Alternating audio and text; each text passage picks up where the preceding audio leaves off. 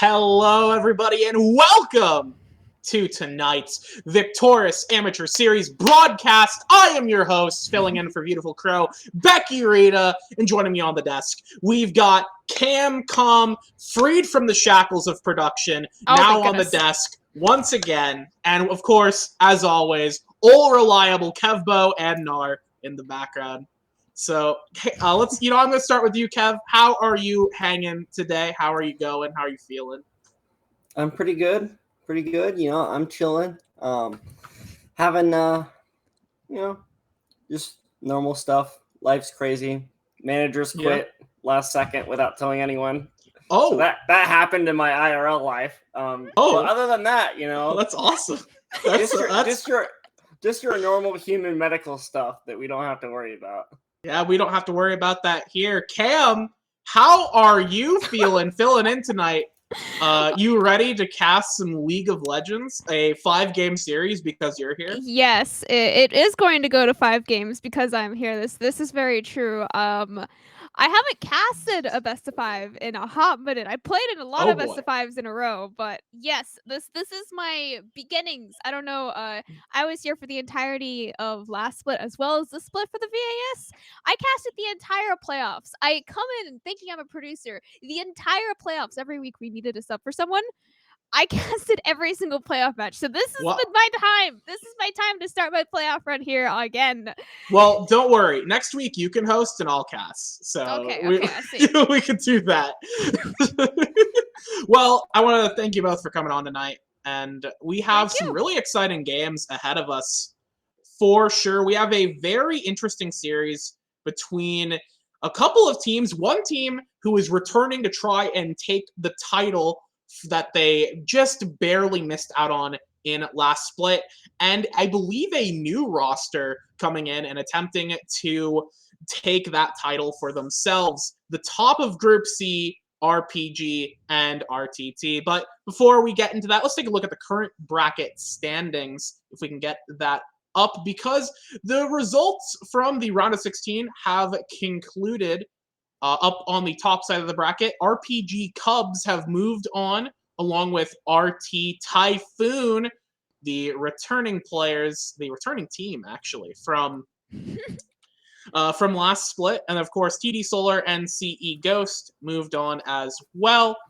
I actually subbed in for OEO last week. I subbed in for game 1. How did that go? It did not go well. I got a little outclassed. I was a little out of my element. My lane opponent, I think, was a whole division ahead of me. So sometimes you just get outplayed. Hey, the people in VRD, they were 2 divisions above me. So like, I went into the split knowing I was going against people 800 LP up on me. Still took them to finals. So Yeah, we will have to see. And you know what? Maybe.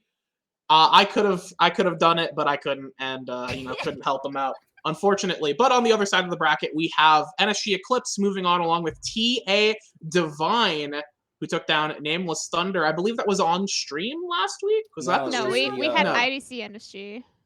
Okay, different NSG team.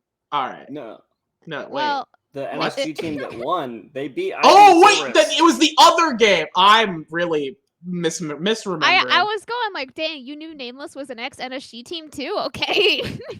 Oh, yeah. I mean, I think that's actually what I was thinking and I got confused about. But that doesn't matter. In the CB, the CB Civil War, CB Dragons moved on over CBZ, and TC Colors took down Lit Club Esports, rest in peace. Club. To take into the quarterfinals. So those are the quarterfinal teams right now. And today we are going to be watching that match from the first group, RPG Cubs versus Rising Tide Typhoon. So I've got something planned, but before we do that, very quickly, I want to talk a little bit about both of these teams and what we can sort of expect from RPG Cubs and RT Typhoon. Because I have personally not seen RPG Cubs play. I don't know if they had any games streamed this split. So I'm curious as to what you two know about this team. They had 1 match streamed. I believe it was the 1 match they lost. They went undefeated the rest of the season because they had 2 subs that week.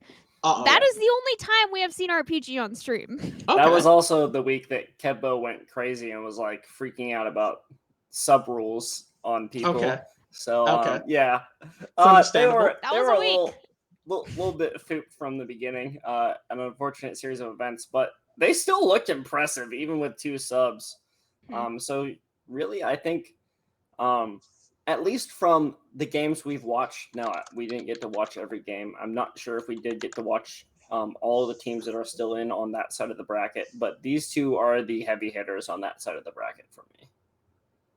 Okay, so I honestly think that if things had ended up a little bit different, this could have been a finals match. So I'm super hyped for this. Ooh, this could have been finals. We're getting finals in the quarterfinals. That's pretty ambitious.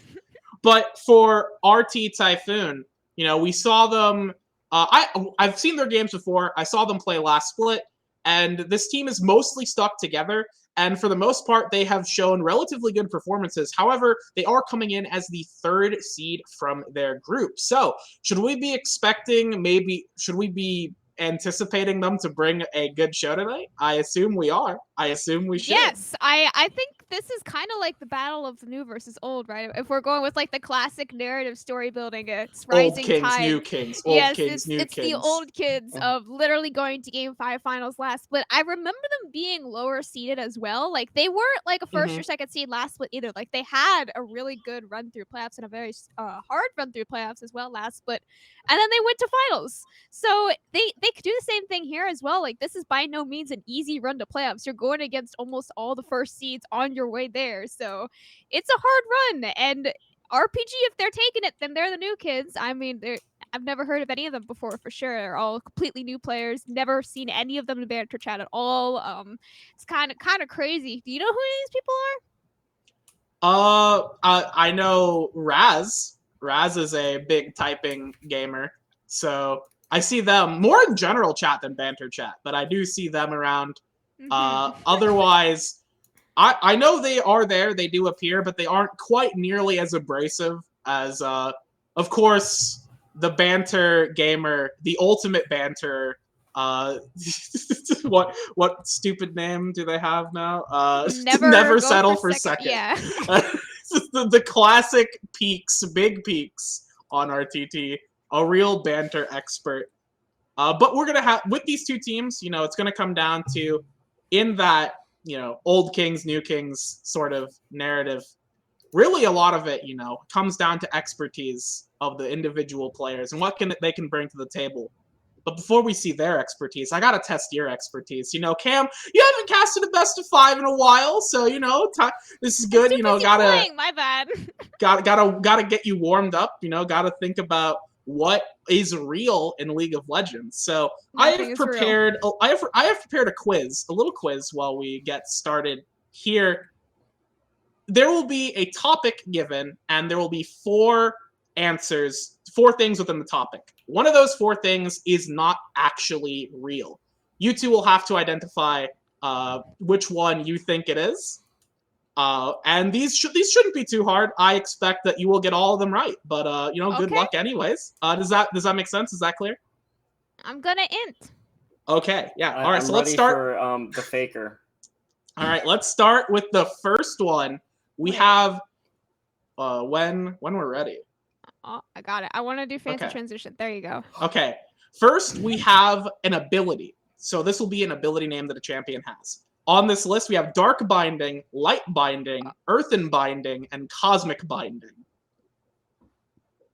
Okay, I'm like so lost. So one of these is not actually an ability in the game. This is the first question. Oh my gosh. Okay. All right. Light Binding is Lux. I'm very convinced on that one. Okay. Cosmic Binding, I think, is Karma W. Okay. It sounds right to me. Okay. So it has to be between Dark and Earthen. For some reason, Earthen just reminds me of a Mumu. I don't think a Mumu ability would be named Earthen. So I'm going to go with Earthen, and it's going to be wrong. It's going to be Dark, but I'm locking in Earthen. Okay, Kevbo, what is your thought? Kevbo is doubling down on that. Okay, you're both down on the Earth and Binding. So you're both we go correct. down together, Cam. You are both correct. It is Earth and Binding. Dark Binding is Morgana Q. Morgana. Light Binding is Lux Q. And I hate Cosmic this game. Binding is Bard Q. How did you not know this, Cam? You play Bard. Come on. Guys, right. I'm gonna have to take a quick leave on the stream here. All right, let's move on. We have I made a number of questions here. I assume this would this one will be easier, I think. This one will be easier. Let's move on to the next one, which will be an item. This is an item you can purchase. There is Verdant Barrier, Plated Steel Caps, Rune Steel Spalders, and Crystal Arm Guards. I'm more lost on this question. Becky. I don't know what you mean. I went first last question. You have to go first this question. Okay. I'm gonna say I know Verdant Barrier and Plated Steel Caps are. Okay. But I know those two. So I'm in the 50-50 again. I'm gonna go. Crystal I'm gonna say Guard? it's the Rune Steel Spalders are the wrong one. Okay. Cam, do you have an idea? I'm gonna go Rune Steel as well. You're both wrong. Rune Steel Spalders are the support item. They are upgraded support item. You just made this all a support quiz to make me look stupid. Yeah, this is the attack damage support item. So you very rarely see it. The attack damage Targons. So yeah. Known that. Crystal Arm Guards, I put that. There's Crystalline Bracer, but Crystal Arm Guards is not an item. Also Seeker's Arm Guards. But moving on to the next one, we have a rune. So these are runes. Adaptive Soul, Cosmic Insight, Transcendence, and Presence of Mind.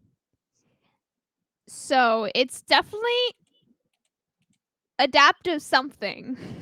I don't know if it's Adaptive Soul. I think it's... Because adaptive is the one on like the left of the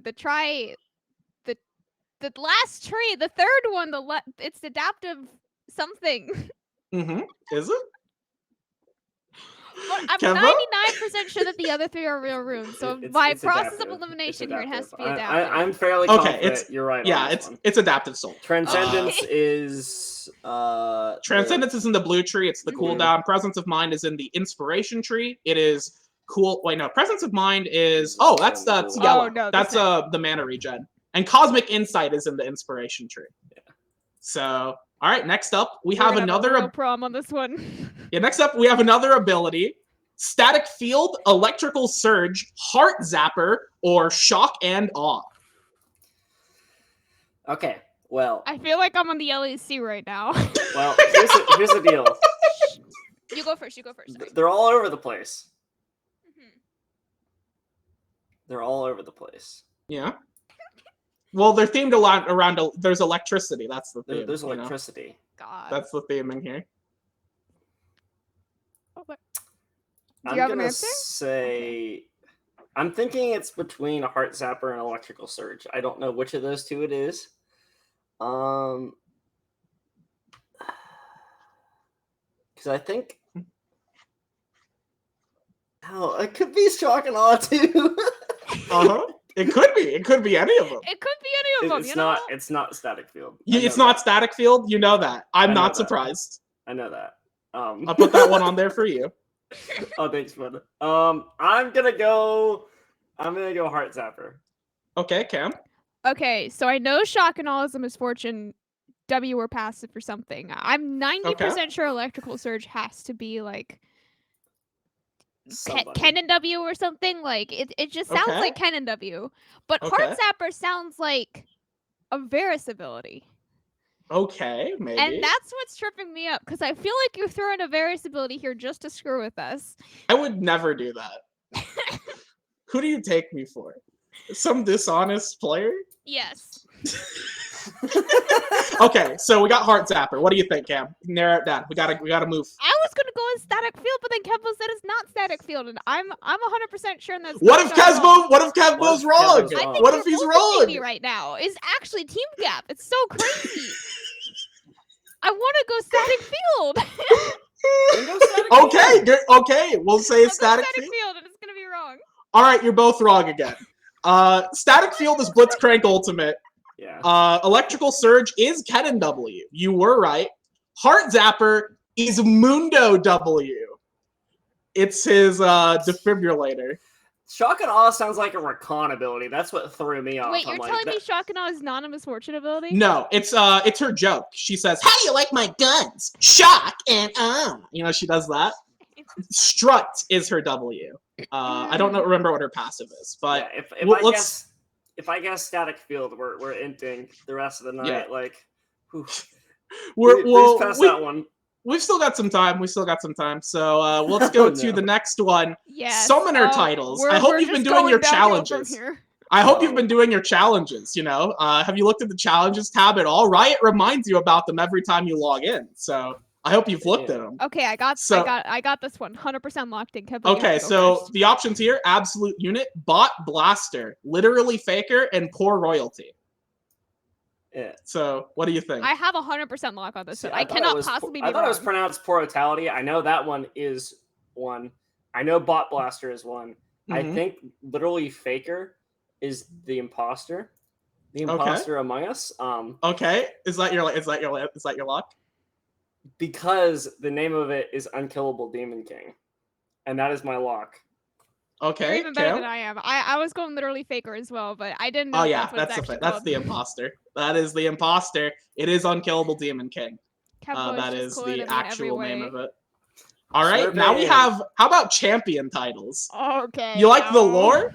Okay, this one should be really easy. All right, so we have the Draco Slaying King, the Barbarian King, the Troll King, and the River King. I went first last time, Cam. It's okay, Cam, do you have? Okay. Give me your thought process. Narrow it down. Troll King has to be Trundle. Barbarian King sounds like a Noxus. Like I don't know. It just has to be a Noxus champion, right? There has to be a Barbarian King, right? A River King, Scream Shen. But the issue with that is that's a meme. Scream Shen. Okay, all right. It's a meme. So is it real or is it fake? Do you not know the Elsa? I know River Shen. I know River Shen. Yeah. The Elsa parody song on River Shen. It's so great. Yeah, you know, maybe I took inspiration. Maybe I didn't. That's the problem. See, but who's the Draco Slaying King? That's the problem too. There's too many problems. I want to go Draco Slaying. Okay, Kevin. It doesn't fit into any I'm gonna double down. It doesn't fit into anything Ruterra. Because River King is Tom Kench. Yeah, River King is Tom Kench. Okay. Barbarian King is Tryndamere. Troll King is Trundle. The Draco Slaying King is Masterpiece, a Yu-Gi-Oh card. So, the true Draco Slaying King in particular. I'll see. So yeah. Moving on from that, we have items. We have some more items to look at. These ones, again, I just picked more support items. I'm sorry, Cam. Hold on. We might be ready for draft. All right. I think we are ready for draft. I'm sorry, Becky. Okay, that's fine. I will say, you know, there was a good effort, a good hustle. We did our best. I am disappointed I didn't get to go to the Little Legend part of the quiz. Oh, no. I'm sure maybe you would have gotten it. Like, I put this together, I was like, oh, this is obvious. But also, I'm the one making the quiz, so I don't know. That's the problem. That's the problem. Anyways, I'm going to go ahead. You two can talk about some of your predictions while we wait for these players to get through the draft. I'm just going to say RTT win 3-2. Let's go P-Clay, best top laner, North America. Take it away. Let's go to draft. Okay, thank you, Becky. Now we move into spooky champ select music here. Oh shoot, it's not turning on. It's all right. Hello, I'm your play-by-play caster here tonight, subbing in for Infinite. There's Kev over there in case you didn't see us. Red Panda with side select here did opt for red side here in game 1. It's also important to note that today was patch day as well. We are now on 12.13. Sivir got a pretty massive rework. Gwen is also very powerful right now. I believe both of them are currently S plus 55% win rate plus in Platinum Plus right now. So I'm expecting both of them to be pretty high prio. I think Sivir especially is a fairly simple champion to learn to pick up. I think most AD carries have at least at one point mained Sivir. So I'm expecting Overrush Pong to be able to play them. But Seraphine just perma broken as Kepa. We have a Lilia and a Wukong cover. Yeah, Lily and Wukong gonna, I would expect, come on through. Going back to the tried and true bust out of last patch, I don't think either of them got hit too hard if they did at all. I didn't get a chance to look over the patch notes yet, but I did know about the Sivir rework. Yes. It looks kind of busted, to be honest with you. So I'd be really excited to see if either of these teams do try to pick up the Sivir in this first one. But I think we should probably just expect a lot of the same. Maybe some target bans towards players here in the second rotation. But going to be leaving that counter pick, I would think probably for Dragonus in the top side. Seraphine, also a champion that's currently busted. And the Senna also still up. Could be an option for either of these teams, but we'll have to wait and see what they pick. And if you were watching the podcast here last night, the members that were on the podcast were Draconus for RPG, so their top laner, and Gerbs for Rising Tide Typhoon, so their mid laners. So you could kind of connect a name. They didn't have face cams on, but you could connect a name to the player in the game, at least now a little bit better if you were watching the podcast last night. I really, really, really, really like a Wukong Seraphine R1, R2. I cannot possibly actually think of a better R1, R2 other than a Wukong Seraphine. Holy draft. It's a very holy draft right there from RPG in the early. Do they lock in the Sirach or do they lock in the Misfortune? You got a lot of options here for 80 carry / support here on R3, but I'm excited to see new Sivir with the Tom Kench. Yeah, new Sivir is super pog. I'm so excited to see this one. I know the only clip I saw of it thus far was Reckless talking about how much he likes it, and we know how much Reckless is a Sivir fanboy. So should be exciting stuff at the very least. Going to see that Ezreal locked in. Look for a little bit more of a pokey comp. What's missing from the speaking of holy drafts? What is missing from these drafts right now? What is missing? So we did have an 80 carry lock for RPG. So this does mean it's either a mid or support Seraphine. It cannot be an 80 carry lock in anymore, but other than that, it's mostly flex. Like Lilia top jungle, Tom Kench kind of top support still a little bit. Sivir obviously going 80 carry. I want to quickly point out real quick. I noticed this like right now. We're matching the colors on our sides. I'm blue on the blue side. You're red on the red side. We match all the colors, the teams. This was so not planned. Oh, we didn't get to predictions. Oh, we yes. didn't quite get there. But I actually have something really funny.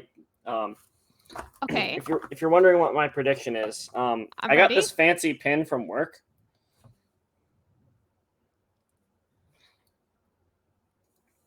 The suspense is killing me. Here we go. I'm turning red. I'm going for red pandas here. Galio lock in. Super hype. Should be fun and interesting. Straight holy draft. They actually have LS drafting for them right now. It's kind of crazy. You're going Red Panda Gaming. I posted all my predictions. I've been posting all my predictions in the VAS every Wednesday. I have 50% correct on my pick'ems. I'm not sticking with my pick'ems totally for my prediction here tonight. I think I still had RPG winning on my pick'ems, but my prediction today was RPG 3-2. So we'll see how that goes. I know I'm just blue for Rising Tide, but I just don't have anything orange or red, so I had to pick blue. I'm very sorry, but I was the NSG fan last week. This week I'm the RPG, so maybe we'll continue. Maybe I'm the blessing that the teams need to win. Oh my! What the heck is this Rising Tide draft though? We got I think probably Tristana mid lane coming in. Okay. That's just doubling down on the front to back. I feel like you're like, we're just gonna have 2 tanks and 2 marksmen and then a Lilia. So I was actually right. It is a Tom Kench flex top, I would assume, and then that's throwing the Lilia jungle. I think Lilia top is a lot stronger than Lilia jungle right now. I think her clear was I don't know if it was directly nerfed, but I feel like she was indirectly nerfed by buffing a lot of other junglers that just have faster clears than her now. And the entire essence of her as a jungler is that she's supposed to clear faster than all other junglers. So when there's a lot of other junglers that can just straight up outclear her, that's a problem. As that's a Diana locked in here now, which actually means it's a Wukong top as well. and a Diana jungle. Diana also has a very, very fast clear speed, but was also nerfed quite a lot. So both of these junglers are kind of just battling out through the nerfs of their clear speeds here recently, as it will be most likely a Tristana mid and a Sivir Braum bot lane. That is a very safe bot lane, very disengage heavy. Yeah, honestly, the most interesting matchup to me is going to be this Galio into the Tristana. Should be, I think, pretty Galio favored, to be honest with you. There's a lot of ways to interrupt that rocket jump, and there's a lot of lockdown for this Diana to get on top of the Tristana that can be a little bit squishy in the early game. But other than that, it's, well, on one side we have the holy LS draft. On the other side, let's pick tanks and marksmen. R5. The R5 kind of messed up for me a little bit here. There is a very, very large lack of damage on the RPG side here. Their only real damage comes out of either Diana or Triss or Ezreal, and one of them kind of has to get fed to do damage. There's not really a real insurance policy hero. Here, there is a lot of peel and a lot of utility between the Galio and the Seraphine, but not a whole lot of damage. That's usually what these comps generally lack when you call them holy LS drafts. Whereas Rising Tide, you got 280 carries. These guys are always going to be doing damage. You build Soul AP Lilia, so the Leandres plus Demonic Embrace, which just got buffed as well on this patch today. So it's they're going with the meta a little bit here for Rising Tide. I think that's what they typically do, and I think it works really well for them. Yeah, absolutely. I do think that we just had a Braum jungle lock-in in the client. What? Excuse me? Can you break down Braum jungle for me here real quick? Braum jungle. Well, I mean, I think you still get the stacks on the blue and red buff, right? So, you know, that's something at least. Other than that, you gank with Q and walk at them, I guess. It's like Udyr, but worse. There's a lot of things that could be going on right here. They could just be actively trolling us and going to swap at 20 seconds, but they did in fact lock it in on Censored, so there's also the possibility that Bigsby and Censored role swap, and Bigsby plays Lilia jungle. I don't even know if that's allowed in the rules. That would sound like a pause for 10 minutes to figure that out in the rules kind of thing, but we're gonna see if they just swap at 20. I know we saw a mid laner and a top laner do that in a previous game, so I'm not 100%. Yeah, but this would be a support jungle rule swap, and yeah, I don't think that's allowed. That one's a little bit more frowned upon, probably. I mean, if you're RPG though, it's like half of mine kind of just go with it, let them see how they do in off rolls. But of course, you know, is kind of like you said, kind of like a meatball backline damage squad coming in from RTT. They're really kind of lacking some engage here, I think, though. This is also true. They have a whole lot of disengage. So if they are able to disengage from the comp of RPG and then re-engage it, I think that is kind of where their comp shines a lot more. Because like Sivir R, I am very convinced is built for running away, not running in. It's not a run-in type ultimate. I really don't think it is. I think Shirelli is the much better run-in alternate to the Sivir ult, but I want to go with predictions here real quick. Spectator delay is ending real soon. Who are you predicting? Game 1. We both said RPG for the series, but game 1 here. I think Rosaka is going to get fed on Diana. I'm going RPG. I'm going to fact check. Oh, they completely restarted draft because of the pick. Okay, we're going to LEC here now. Unfortunate the Spectator was about to run out, but apparently we restarted draft. So you're going with Raz. I gotta go opposite then. I gotta go with the full disengage comp of RTT. I think the holy draft here for LS on RTT or RPG, they messed it up with the Diana. They needed something either much heavier in damage. I think a Kindred could have been really good here on R5, or just something else very heavy in damage and scaling. But Diana is just not going to do it for me. So I'm going to go with RTT here for game 1. We'll see if this is the 1 or 2 games that they win here. We will go to a hopefully short break here now, but as long as you don't have to restart champ select again.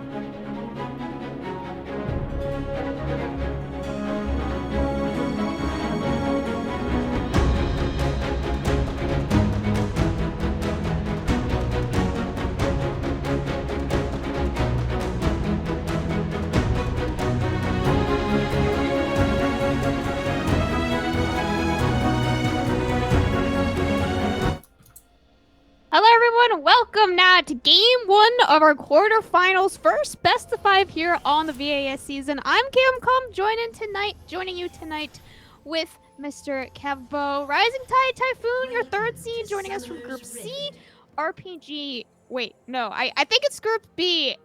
No, they're one of the groups. There's too many groups. Rising Tide was a 3rd seed, RPG was 1st seed. Winner of the series advances to semifinals. You know, no stakes at all. Just don't lose. Yeah, not really any at all. Tom Kench doing Tom Kench things with the best emote in the game. Let's go! My homie in the top lane, never settle for second. Best emote in the game. That is the best way to BM your opponent. Just what the heck are you doing? What's Crank is questioning what you're doing. P-Clay just name-changing to never settle for second. No one will ever know why, but he has opted to do so. Interesting summoner spells of choice. GURPS has opted to take Exhaust here on the Tristana, so that's kind of been rising a little bit recently on mid laners, but more so into an assassin matchup, not into a tank matchup. So maybe he's just very worried about lots of pressure and lots of games from Raz. That's really the only assassin here for RPG. On the other side, it's the classic 2 teleports in your solo lanes, but then you also have a 3rd teleport for Wukong in the bot lane as well. Yeah. And I was gonna say, GURPS, I would be afraid of the Diana, especially with a Galio that is one of, if not the best, in my opinion, mid laner at setting up ganks. You can kind of just jump forward. You take very little damage, even if you go full AP. It's a super strong pick. But it is going to be just a game of poke here on the bot side, which, when it comes to damage, early Sivir is definitely going to win. Comes to damage maybe, but I think poke and especially the range advantage goes to Ezreal plus Seraphine here. Level 2 picked up here by the Rising Tide bot lane. Trying to land the stun on the hyper focus, but actually will force out the flash from a level 1 Seraphine. Yeah, that is absolutely not what you want if you are an RPG fan. Yep, and it is going to be, I'd imagine, just a pretty normal start. Maybe some action, especially with Wukong being low and hyper-focused without a flash. But it should be, for the most part, going to be, I think, playing pretty safe until at least level 6 here for these teams. That really unlocks the Diana to set up ganks a lot better.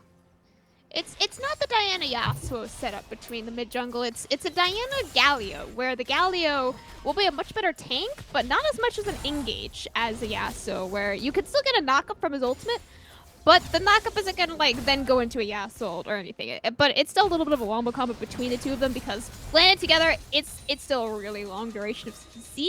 If timed correctly, it is significantly harder than a Diana Yasuo, though. You can't just point and click it.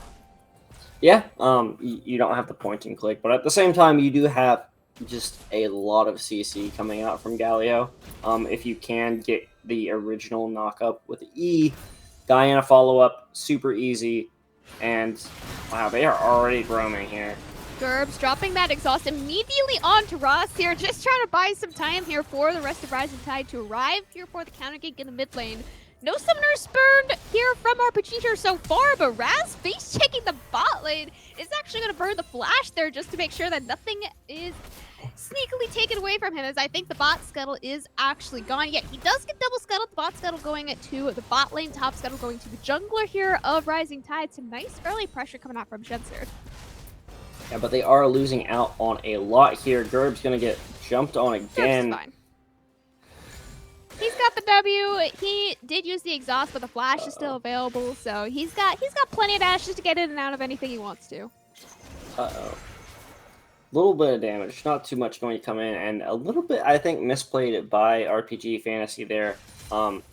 He had waited a little bit for the rocket jump. I believe you can actually interrupt that with the taunts. I'm not 100% sure on that, but maybe a little bit of more damage could have come out and could have interrupted it, possibly picking up a kill there. That's really the combo that we are looking for this RPG side. It is going to be still, just normal back and forth. Oh, Okay, it's very close to a solo kill there for Draconus onto Peakley. Peakley actually does try to flash away, but this is a large wave and a pretty easy dive here for Draconus with both the clone and the flash available. He might just be waiting to pop level 6 here, but no, looks like he will actually just recall, play it safe, just taking the flash away from Peakley. Yeah, just take your advantages where you can find them here for the side of Draconus. Of course, will have a bit of a CS lead as well as possibly a little bit of a CS lead, and that's the power of that Galio. It really is. Funnily enough, I'm gonna go into a little bit of Kebo story time. Kebo used to play for a school team or be a sub for a school team.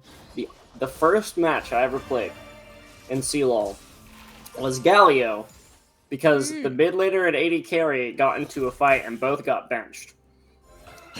And my homie Alois was actually messaging me earlier because he saw me on Victoris. But I just think it's really funny. We have the Galio showing back up, of course. But it's a super. It is, sadly enough, I think my most played in competitive. Okay, I think Morgana might be my single most played champion, which it's funny because I played her a whole lot before I had 20,000 mastery on her, so I didn't even have a mastery to flex when I like hit these super cool Qs, you know, because it was just exclusively in custom games, but I had so much experience on her in custom games that I started playing her in solo queue because I wanted a mastery to flex on people in competitive, and then I actually like started to learn how to play her. I realized that it's not the same champion in solo queue and competitive here, but we're going for, I don't know, LCK style here. I don't know what we're doing. We got 0 kills in 7 minutes. We're going for a world record here in the BAS apparently. We're not going for kills. No. First Dragon Hextech will be picked up now for RPG. Absolutely, and it is a pop-off. But just a little background information, so we know that I'm not too crazy with my Galio talk here. But I still do really, I think this matchup should be pretty advantageous for Fantasy and Rasaka in that 2v2, at least early. Gerbs, of course, is going to have that ultimate that can knock them away if they do get on top of them. But should be pretty easy gank setup at the very least coming in for the Galio. Yeah, I think their gank setup is still fairly easy. You just have to time it correctly. That's the only hard part about it. And bot lane has quite literally been a farm fest. We're just waiting for the level 6s to pop on both of the supports. And I think that's when we could start having some real engages. The level 6 is so far only popped for Wukong, but the Encore plus Glacial Fissure, I think is what the Braum ult is called. But yes, they're both huge engages. Both of the AD carries, their ultimates don't really do a whole lot in 2v2s. It's largely based on the supports and how they're able to connect their CC. So yeah, before level 6, this bot lane is very, very quiet. You have a small CS lead for Overrush, and that's about it. Yeah, and at the same time, we do have just continued trading coming in on the top side. Draconus. Peakley will chow down on Draconus, pulling him very far into the tower, and actually will die to first blood, but gets that flash out from Draconus. In the trade back, unfortunately, no kill to be found. Fantasy actually ulted to save Draconus there as well with a little bit of extra shield. Yeah, and will be that easy solo bolo coming out. Oh no, Ross! Oh no! That is unfortunate. The mid-jungle duo of RPG cannot find their timings on their abilities to get these. Oh, I did say it was hard to time. That was a very perfect. Thank you. You showed perfectly how hard it really is to time with each other. Don't you love validation? I love being validated in what I'm saying. Gonna come in, not quite pick up the kill there, but still was a good look, I think, from Rasaka. Had a lot of damage there at the very least. So should just go back to some pretty normal stuff. Of course, not going to have ultimates for either of the top laners for a little bit, but I imagine by next team fight we should see those coming through. There is, of course, though, still that Rift Herald sitting on the top side waiting for someone to pick it up, as Hyper is going to get poked out even more by SiverQ. Yeah, it's funny, right? How Rift Heralds are usually the prio over dragons in competitive play. I think first Rift Herald almost always gets taken before first dragon. That would be a funny stat to track, actually, but based on the games that I've been watching recently, first Rift Heralds are pretty much always taken prio over first dragons. So the fact that we've had a first dragon, and now this Rift Herald has been sitting up here for almost 3 minutes, no one's even looked at it, but we do have a 2v2 up here on the top side. Raz does have ult, but without any flashes on either of the laners here, it's very hard to turn this one back around. P-Clay actually picking up 1 kill, but both of the junglers are now dead. Turn him back to the 1v1 between the top laners, but it's not going to be a 1-for-1 for very long, though, as Fantasy first mid laner to roam up here to the top side. No ultimate available on the Galio. Does look like it is just a full disengage, but directed camera showing us only bot lane. P-Clay, well, he's just here to stop some backs. I don't think he turns this 1v2. He does have flash, does also have the travel between the ground, and actually won't be able to get it off. Fails the flash over the wall. Oh no, P-Clay. Okay, it's all good, guys. It's only a 3-0 Wukong, right? Yeah, that was interesting there from Never Settle for Second on that top side. The stop back was really good, but I have no clue why they stuck around there. That really would have been I think in that case a win, especially for Gerbs in the mid lane, has been kind of just free farming while Fantasy has been roaming. But gets a kill anyways. So going to be looking pretty nice for RPG. They do, I think, still need to keep being proactive, keep looking for these ganks and these kills, especially against an RTT team, which, like you said, is going to scale really well. But we are going to see this Ocean Drag coming up, and should be pretty heavily contested, I think, here. Ocean Dragon here in a couple of seconds. We'll keep mentioning this first Rift Herald here as well. Still pretty much untouched. Fantasy, I think, should be able to survive this gank here. Yeah, does dodge the bowling ball and takes the entire chunk out, but here comes the Diana 3-man Moonfall. Almost maximum damage on that one. Shenser trying to run away. Half HP now on the jungler before a dragon fight. Fantasy taking down to half of his HP as well, but the Seraphine healing will be much more in favor of RPG as long as they can keep Hyper Focus here and keep Hyper Focus alive. Dragon now pretty much in the prio of RTT with 2 members, Fantasy and Ross being chunked out pretty well there for RPG. So there's not really a contest here. It was just that one fight, just a little bit of poke damage, and RPG will decide to pull off. Yeah, we weren't quite able to get enough there. No fight. Please don't. Okay, we're good. Never mind. Just really not quite enough damage there. I think the Seraphine was also a little late, or maybe had already used the Encore, but I don't think we saw that one come out. No. The combo will be really good for them, or if they're able to land everything. Gerbs. Encore goes wide just a little bit there. Gerbs doesn't have W there for a couple of seconds, holding on to that flash for a very long time.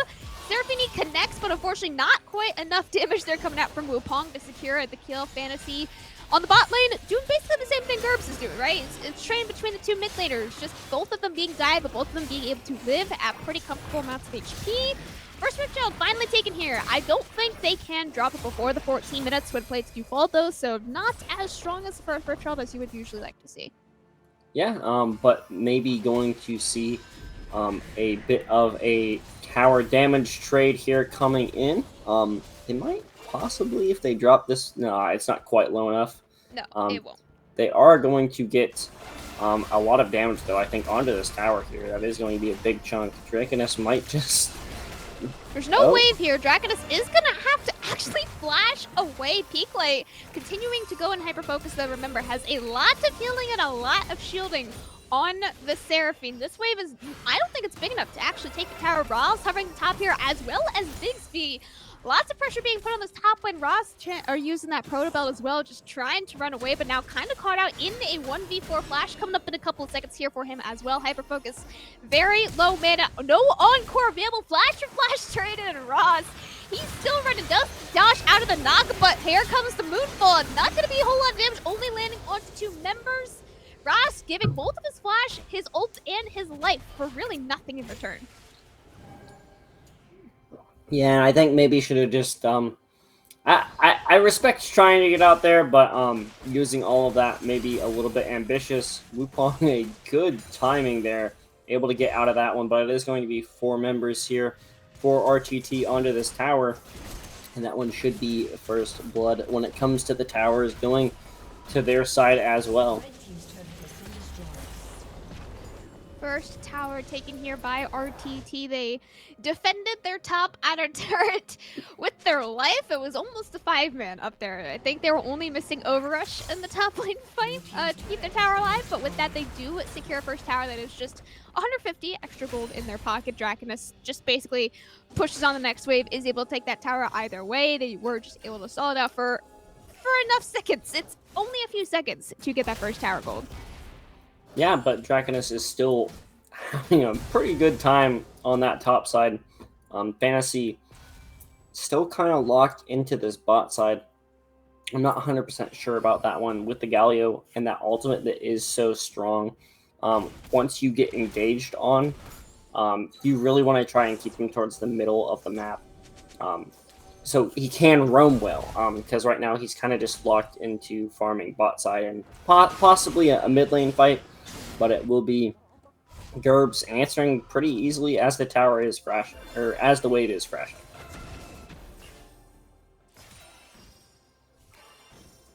It is funny to note here, Draconus having 100% of the kills for RPG, and Raz having 100% of the deaths for RPG right now. So all of the action has been on the top side of the map. We still got 0-0-0 basically on every single member of the bot side. Bixby just having 1 assist from the 4-man that they did have on the top side onto Raz. So it's a very, very quiet early game. We are waiting for some scaling. It is a very hyper-scaling bot lane here for RPG, but that is really the main scaling that they have.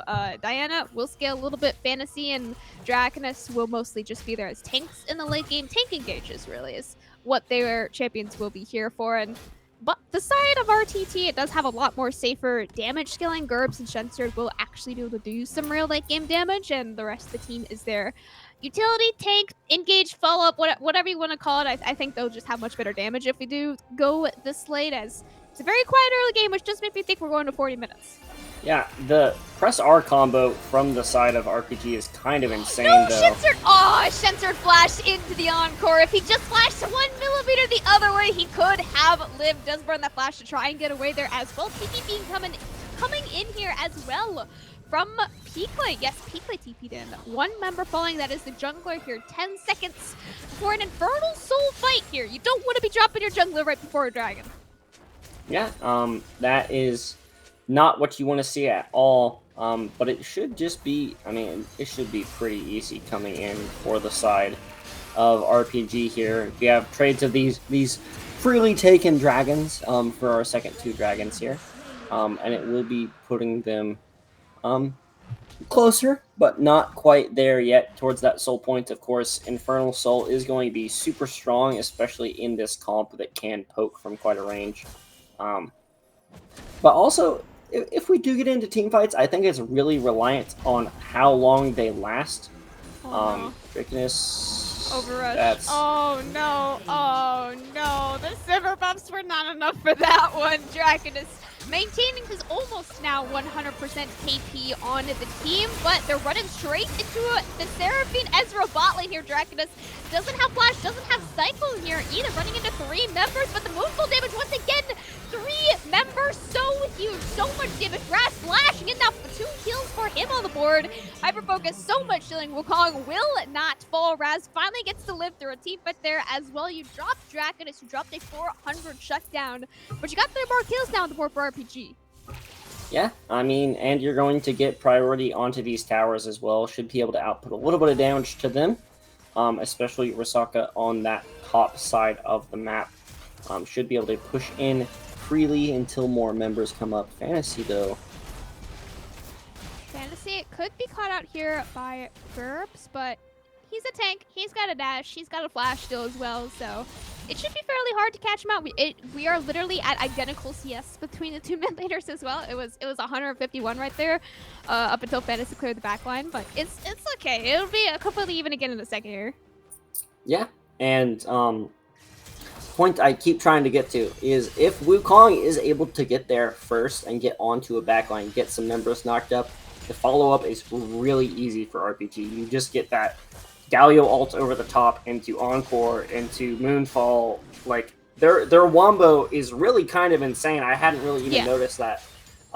So if we do get that kind of wombo combo, it's going to be a really good fight for RPG. But if you miss one of your the start of your engage, whether it's Rasaka going in for the Moonfall or it's Draconess trying to get onto that backline, if you have a bunch of people flash out, it's looking really good then in the return for RTT.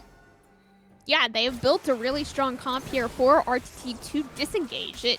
Almost all of their ultimates are exclusively for disengage and running away from the initial engage. So it is very, very hard to actually get the wombo combo, but if they do, that could be an almost instant blow up into Baron into win the game angle for RPG. That is a solid win con. They also still have the win con of these dragons now, getting a pretty nice lead 2-1 in the early dragons in a comp that does scale. Like, both of these comps scale, but I do definitely think the bot lane, especially for RPG, limits them in their potential for early dragons. So they did manage to get 2. That's not 0. That's definitely not 3-0 in the favor of RTT. So it's a little bit more in their favor. Fantasy's still chilling. They're really looking to dive Draconess here, though. It does look like... Wupong, don't face shake, Biscuit Flush! Oh no, the Lilius lead coming out here as well! Wupong instantly one-shot sent to the fountain for 40 seconds. Raz as well, only hitting his Moonfall onto one member. Hyperfocus holding on to the Encore here, but doesn't do enough damage, doesn't have enough healing on it. It turns out it absolutely does. Hero's entrance coming out as well. A little bit of extra knockup as on top of that one. Draconess coming out, almost a triple kill. It is a triple kill for Draconess. You forgot about the Wukong, you forgot he's bad, and it's an ace. Just like I said, you land the wombo combo, you instantly blow them up, you instantly take a Baron for RPG. And huge shout out there to Fantasy as well. It was looking like it was going to turn into a relatively even fight, and I think got like a 4-man taunt there. Absolutely blew them up, like he said, and that is a free Baron and Dragon coming up in just 50 seconds. We should be seeing some backs and everyone rush towards that Dragon again. We're going to be missing some important ultimate cooldowns. I think they used pretty much everything there for RPG, so not sure how they're going to try and navigate this one, because it will be RTT first on the map, able to get that vision set up.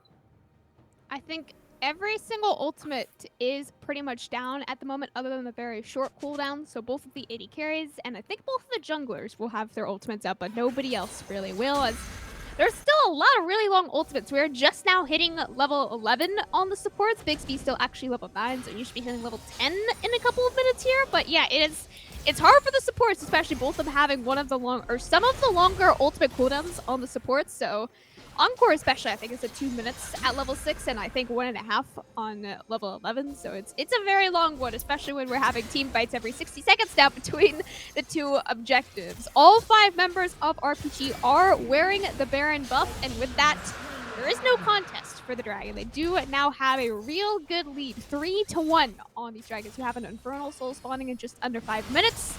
And you got about until then to use your Baron as well. Yeah, and they have a 5k gold lead already, so should be very strong. I'd imagine we're going to see this mid lane tier 1 at the very least going down. Oh no. Of course. Oh.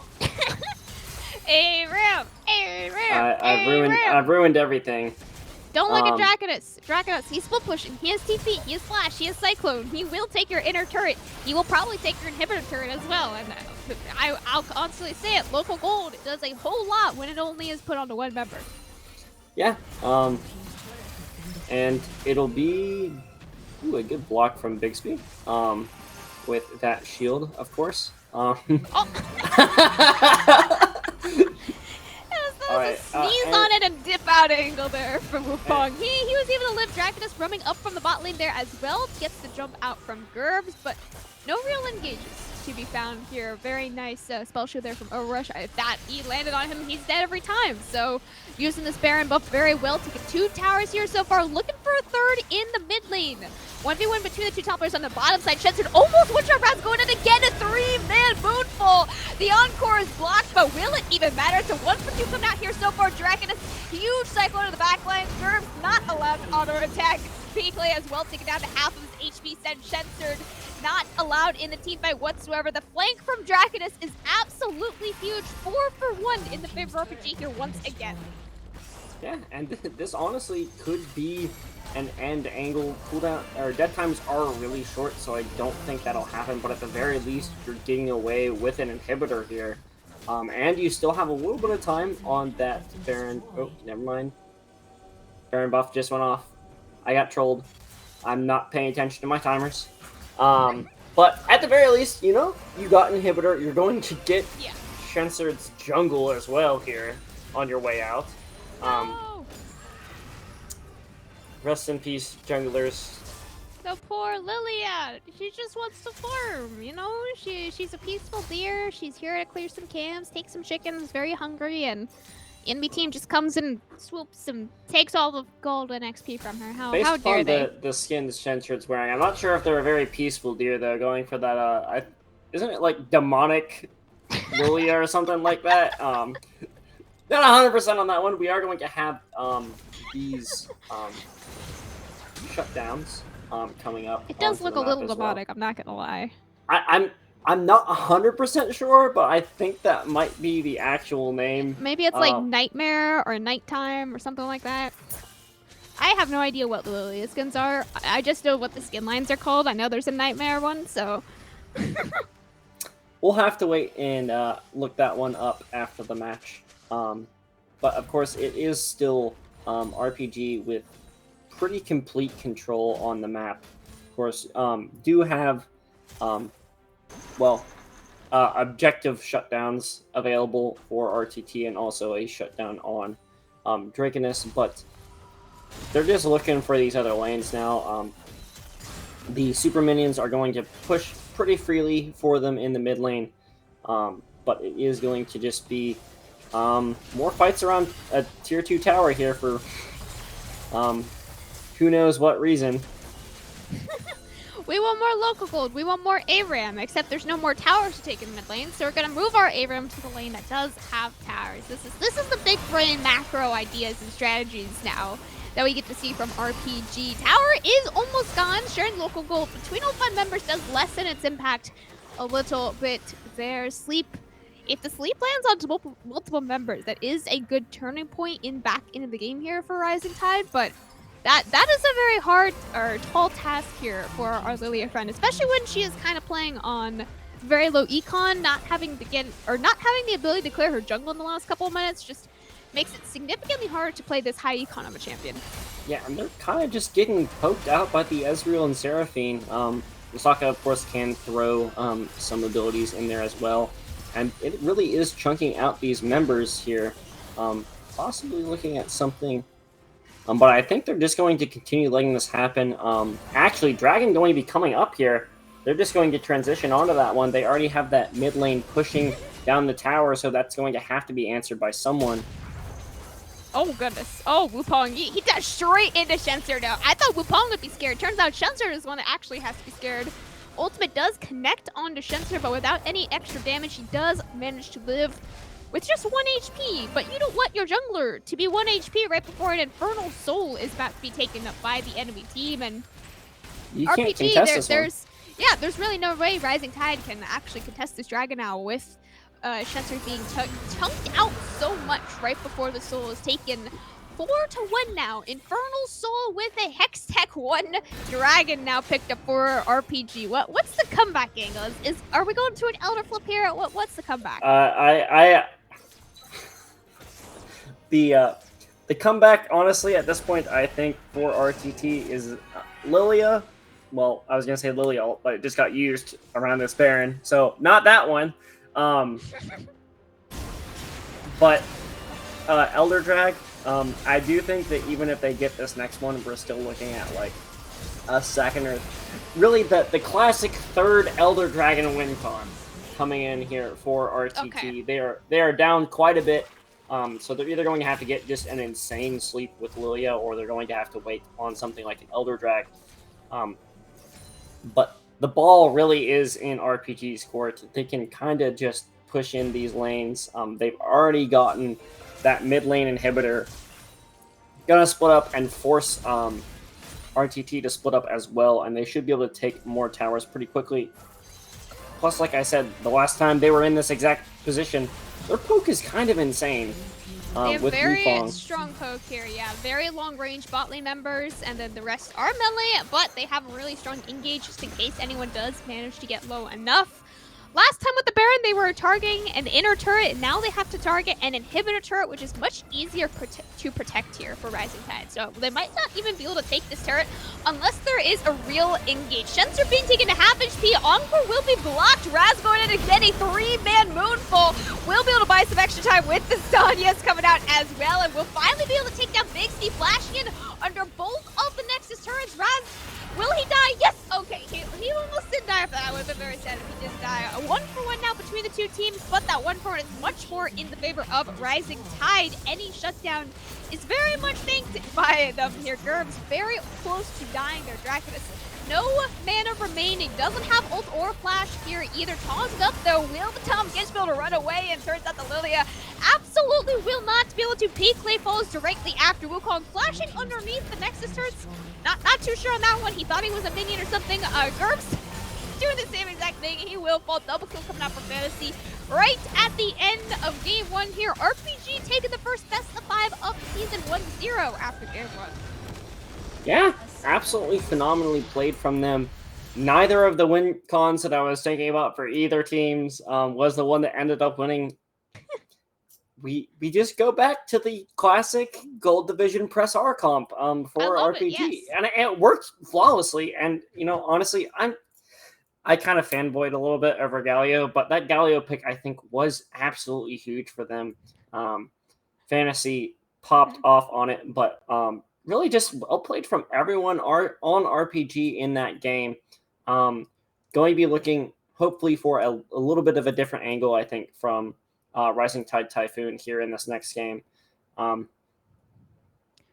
at your draft, relook at maybe the converting a win in lane phase into a win in the later stages, as they did get the first dragon, and I think they got the first Rift Child as well, but then it was just not really a conversion of that into any real kill or gold lead. It was just a small objective lead that they had in the early game, and that was about it. RPG got very close to a perfect game there. They were only dropping like 1 death every team fight. If you just take out that 1 death in every team fight, it's a perfect game. So yeah, very dominant performance here from RPG in game 1. We got at least 2 more games here on the night, potentially 4 if we go to a game 5. So very excited for that one. But we'll go to a short break here as we head into game 2 drafts very shortly.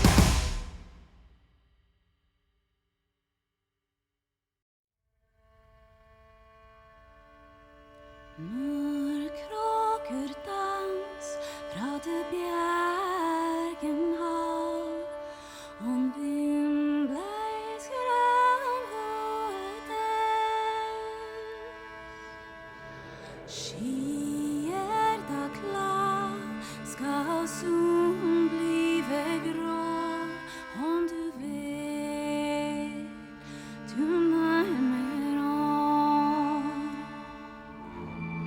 Fjerne din vei i skloften breit, hilsige fra båndets grunn. Men teiseren brå, freset for deg, om bei vet du finner om.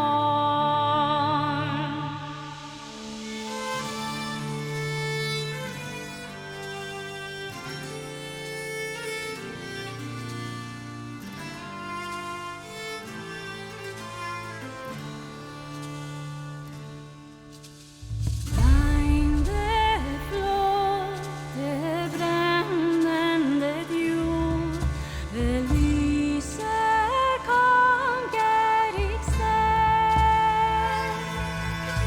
Og så syng sin tånd, som blåster allein, formen hand, virken som mån. Lysring ifra, det hun skjønnfalt mann, snedring hans sverd mot meg. Bølger utbrud, med hun armen klar, i klangen av det bjørne mål.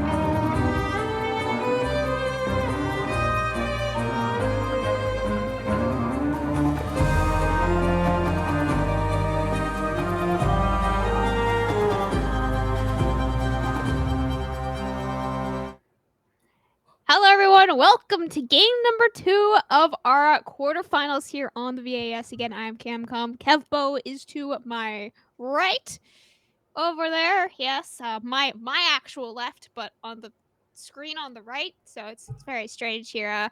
RPG, very dominant win here tonight in game 1. It was something along the lines of like 30 to 10 kills. I might be a little bit more or less on those kill scores, but very solid performance here from RPG in game 1. Very similar bans, I think, from both of the teams here. Kevbo, what's our expectations here for the B1? They have opted to swap sides as well. RPG side select game 1, Rising Tide side select game 2. They did both select blue side or red side. I think for RPG, I was gonna say pick the same things. Wukong gets banned, so they can't also get that one. But they're gonna pick away the Lily. What are we doing here? We're just gonna swap. We're just gonna play the same comps but on opposite sides. Yes, I was gonna say Seraphine first pick. It was in B1 Lilia game 1 as well for Rising Tide. They threw it jungle. It did not go well. I am sticking with the fact, my idea at least, that I'm pretty sure Lilia top is a lot stronger than Lilia jungle right now. Wukong as well. I think Wukong jungle is much stronger than Wukong top. But we got the pick that I wanted on R5 for RPG last game. We got the Kindred, but R1 here for Rising Tide. That's spicy. That sounds like it's good into Lilia. I'm not 100% on the win rate, but that sounds like it would be pretty good into Lilia. You know, you just wait for her to sleep multiple members, and then you just stand on top of each other in the Lamp's Respite. Ashe going to come through. I really like that pick for them as well, going to allow for more setup. We have 2 marksmen again, though. Where's our third? We're gonna add another Tristana? marksman. Yep, Lucian. Every single game, we're gonna add another one. So we're gonna have Tristana mid again, and then game 3, we're gonna have Lucian top. For sure, yeah. I think we could definitely throw a Vayne top on game 4 maybe as well. Game 5, maybe we transition to with Senna, Graves as well. I think Graves is a marksman, but nope, we've got a Senna instead. Guys, okay, so we're not going to be talking about the RPG balling here for this game. Instead, we will just continue talking about our double marksman here for Rising Tide. You got a lot of a lot of marksman choices here for our 3, but we will have a very, very kind of new bot lane pairing of the Ashe Renata. I really like Ashe Renata, but I'm not going to talk about the matchup because I'm not going to talk about what RPG has decided to lock in here. I don't like them.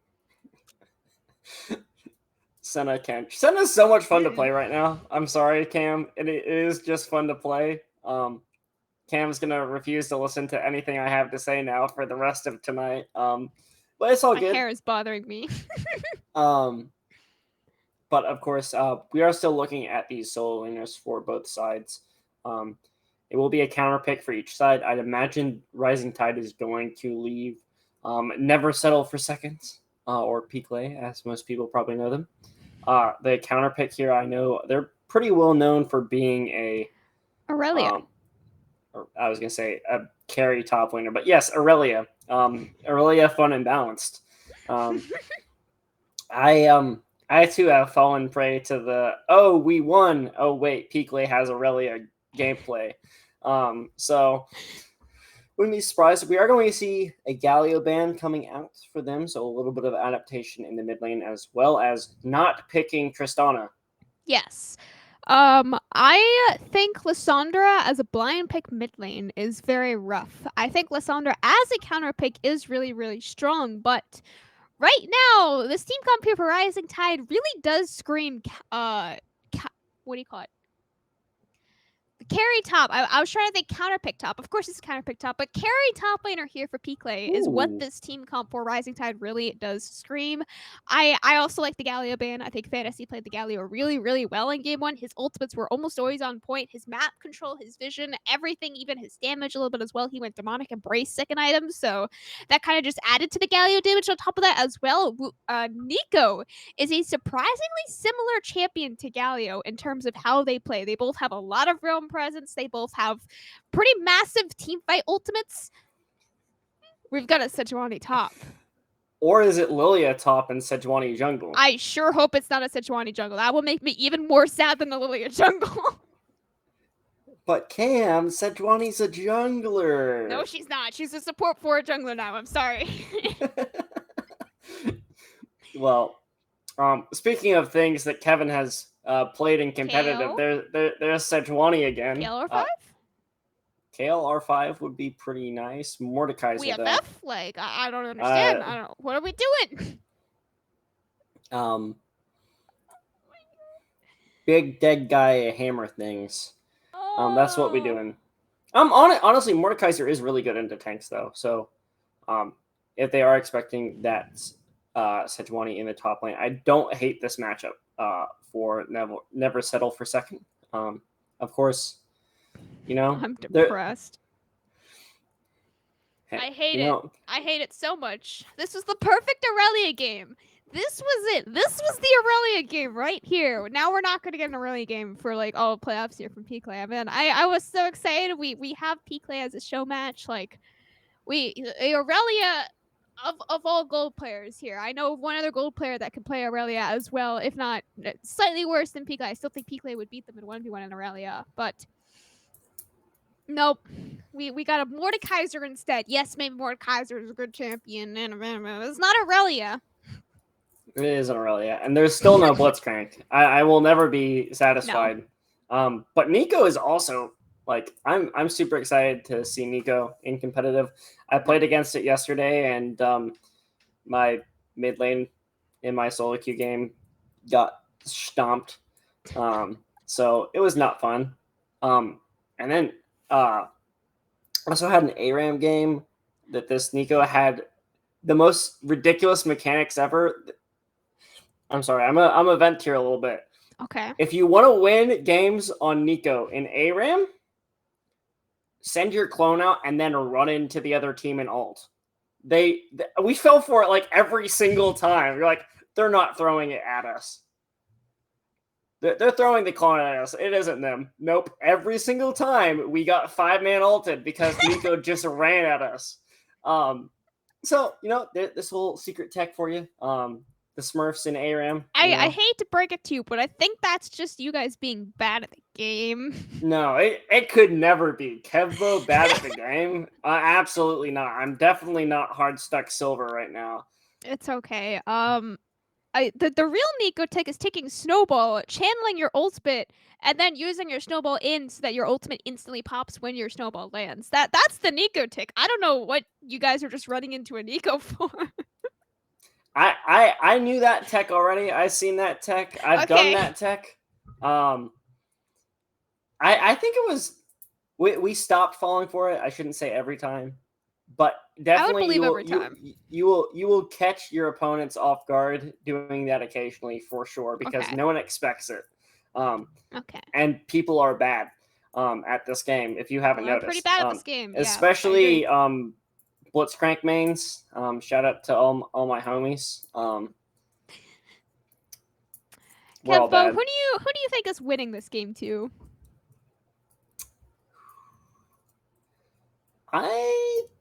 We're getting at least 3 games. I think Rising Tide, is going to take this one though. I think we're gonna get 4 games. Actually, who am I kidding? We're getting 5 games. It's here. Waiting for us. This is VAS. We always go all the way through.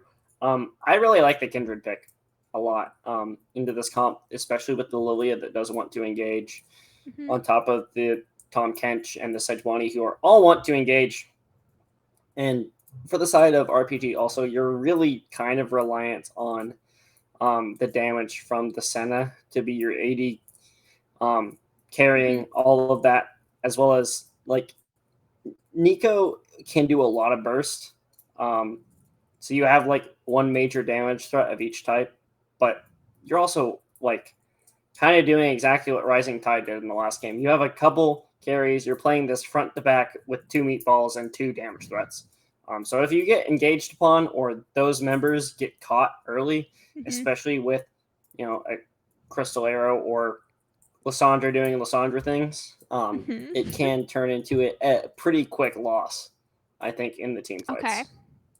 I was gonna go for RPG because we didn't get an R5 Aurelia, but they did lock in Ashe. Ashe is my actual permaban right now. I think I've been probably permabanning her for the last 3 or 4 months in solo queue. So you picked the most broken champion in the game. I've been permabanning it. It's the most unfun champion to play against possibly ever. So congratulations, Overrush. I hope future amateur teams that I play against don't listen to me hearing that or listen to me saying this, but I hate Ashe. Don't play Ashe against me. So for that reason, I will put my vote on Rising Tide. I think that they can win it because of the Ashe, but we will have to go to a short break here now as we head to game 2 on the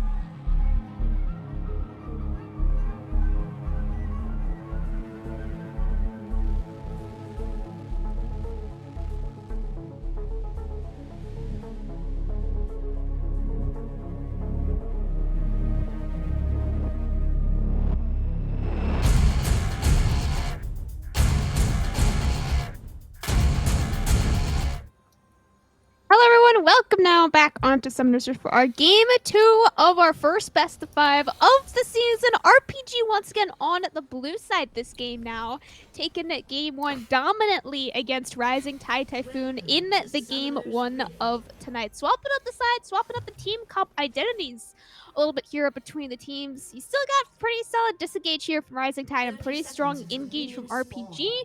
But we did kind of point out here, it still is like you have 2 damage dealers, 3 basically tank engages, right? Like, you kill these damage dealers, there's not a whole lot left for either team comp. Just where is your damage? Yeah, and I'm sorry to inform you, Cam. It looks like it is the Sejuani jungle and the Lilia top, which my gosh. I think is probably better into the Mordekaiser though, honestly. But Sejuani is not going to do anything but be I'm gonna cry. a chunky support for the entirety of the game. What do you mean? Come on, Cam. We know here on VAS that Sejuani is a great balanced champion that we love permanently observing. Honestly, Sejuani top can't possibly have higher than a 30% win rate, right? In jungle, like it just can't be possible. Roz, why do you do this to me? I think honestly, Roz is here for my my karma. Picking the Sejuani top. It's now your turn, Cam, to watch Sejuani. Of course, we also have some other fun picks. We do have to remember, of course, that Nico is best decision. Nico is best decision. Nico is best decision. So should be well, at least bot lane is going to be very boring. We can say that with almost absolute certainty. Senna is very fun and balanced in that she doesn't do anything but farm souls. I'm sorry, you got me very distracted on this. I'm trying to remember how she actually says it. It's like, Nico is best decision. I think that's how it goes. It's been a minute since I played Nico. I heard nothing else other than a Nico voice line. I'm like, wait, how does she say it again? I forgot. I feel so terrible. Nico, for those of you who have never played with me before, Nico is the only champion I can play mid lane. I actually have almost Mastery 7 on her. I need 1 more Mastery 6 token. I do have Mastery 7. Somehow, on a mid laner, I don't know how that's possible. I do average like 60 CS a minute on her, which is really good because I'm a support main. So that was like hard for me to get to. So I really like Nico mid lane even. It's just nobody plays her. She was really good on release. She was one of the champions that was like really good on release and then just never meta again. Yeah, unfortunately I think Rel is going to get the same treatment. I don't know if and when we'll ever see Rel return to the meta. Osaka down here does just about miss there onto Bixby. Ross a little bit late on the gank here. Bixby and Overrush will most likely be forced to flash here. Overrush burning both of his summoners. Bixby only burning that Ignite just for a little bit of extra anti-heal on the bot lane here. Lots of healing between the Senna Wukong bot lane, but almost every single summoner burned there from Raz's gank. Yeah, and it is going to be just trading across the map. Nice to see Prasaka, of course, getting some early damage. I do think that you bring it up. Nico, I think, is in a honestly pretty good spot right now. Like I said, I played against one yesterday, and it was if she gets ahead, she bursts you so quick. So still very excited to see that one and see how Fantasy does decide to pilot that one. But of course, it is going to be pretty back and forth, I think, in the early game. These trades, just waiting for someone to mess up a little bit. And Kindred already doing Kindred things. Peakley very low on the top lane right now. Wupong was forced to cleanse there from the Renata Q. Peakley might almost just be dead. Shensered is here for a counter gank and actually is able to save Peakley's life just barely. One more final auto attack here from the E. Was the flash. Will get first blood now for Shensered. A little bit of over-aggression there from Draken. It's just very unfortunate that Peakley lived on 1 HP. Yeah, I really don't think they expected the Kindred to be up there. Did get a deep ward as well as that one placed by Lysandra that was just cleared. So they are going to know as well that Rasaka is up there on that top side of the map, but is going to be the second one to the play, as I believe the Mark spawned on the Gromp as well, so this one may be going to see... That was a little dangerous. Yeah. Kindred is hard mechanics there, you know, on those camp steals. I'm not sure if that was their stack on Draconus as well. Maybe going to add one to that number. Oh, I can check this. Wait. You're Oh. very nicely asking me to check her stack. She does have one stack, so I don't know if that was on Draconus or on one of the scuttles that she took. But you are correct that the mark was on that Gromp. She definitely didn't get that Gromp, so it wasn't off of that. It was either off of the first blood kill, which would be very strange if she marked Draconus first. Usually you're supposed to mark your enemy jungler first, because that's supposed to be the first person you meet as a kindred, but if she did mark Draconus, then that's an easy first kill first mark there, but I think it's much more likely that she did pick it up off of one of the scuttles here. Pikley going for another 1v1 here onto Draconus. I'm not sure if he does really win this in melee range, possibly, but extended definitely not. Draconus taken to about 50% of his HP, kind of just waiting for his ignite to come back up. Yeah, and you know, He's fine, right? Draconus fancy feet? Yeah, he's good, he's good. happy feet. Coming in from Dragonus, and it will be a early drag yet again for RTT here. Oh my. Okay. Well, that happened. Pikley, calm down, man.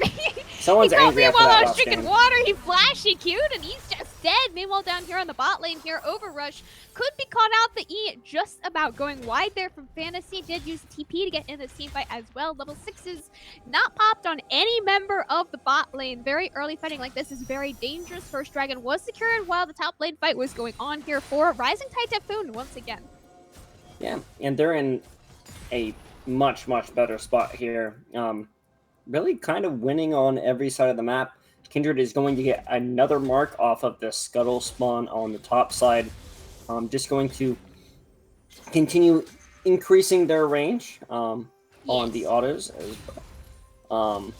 So Draconus though, maybe gonna be able to get something done here. Pikley, no flash, no Shadow Realm available either. Draconus dropping the sleep.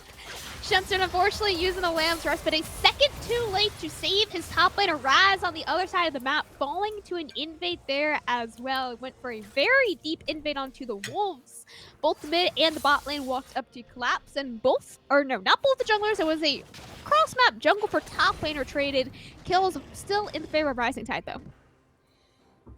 Yeah, and Risaka, Shensard here on the Kindred is getting, honestly, a relatively large lead, I think, for themselves, of course, is going to, I think, scale better as well on that Kindred.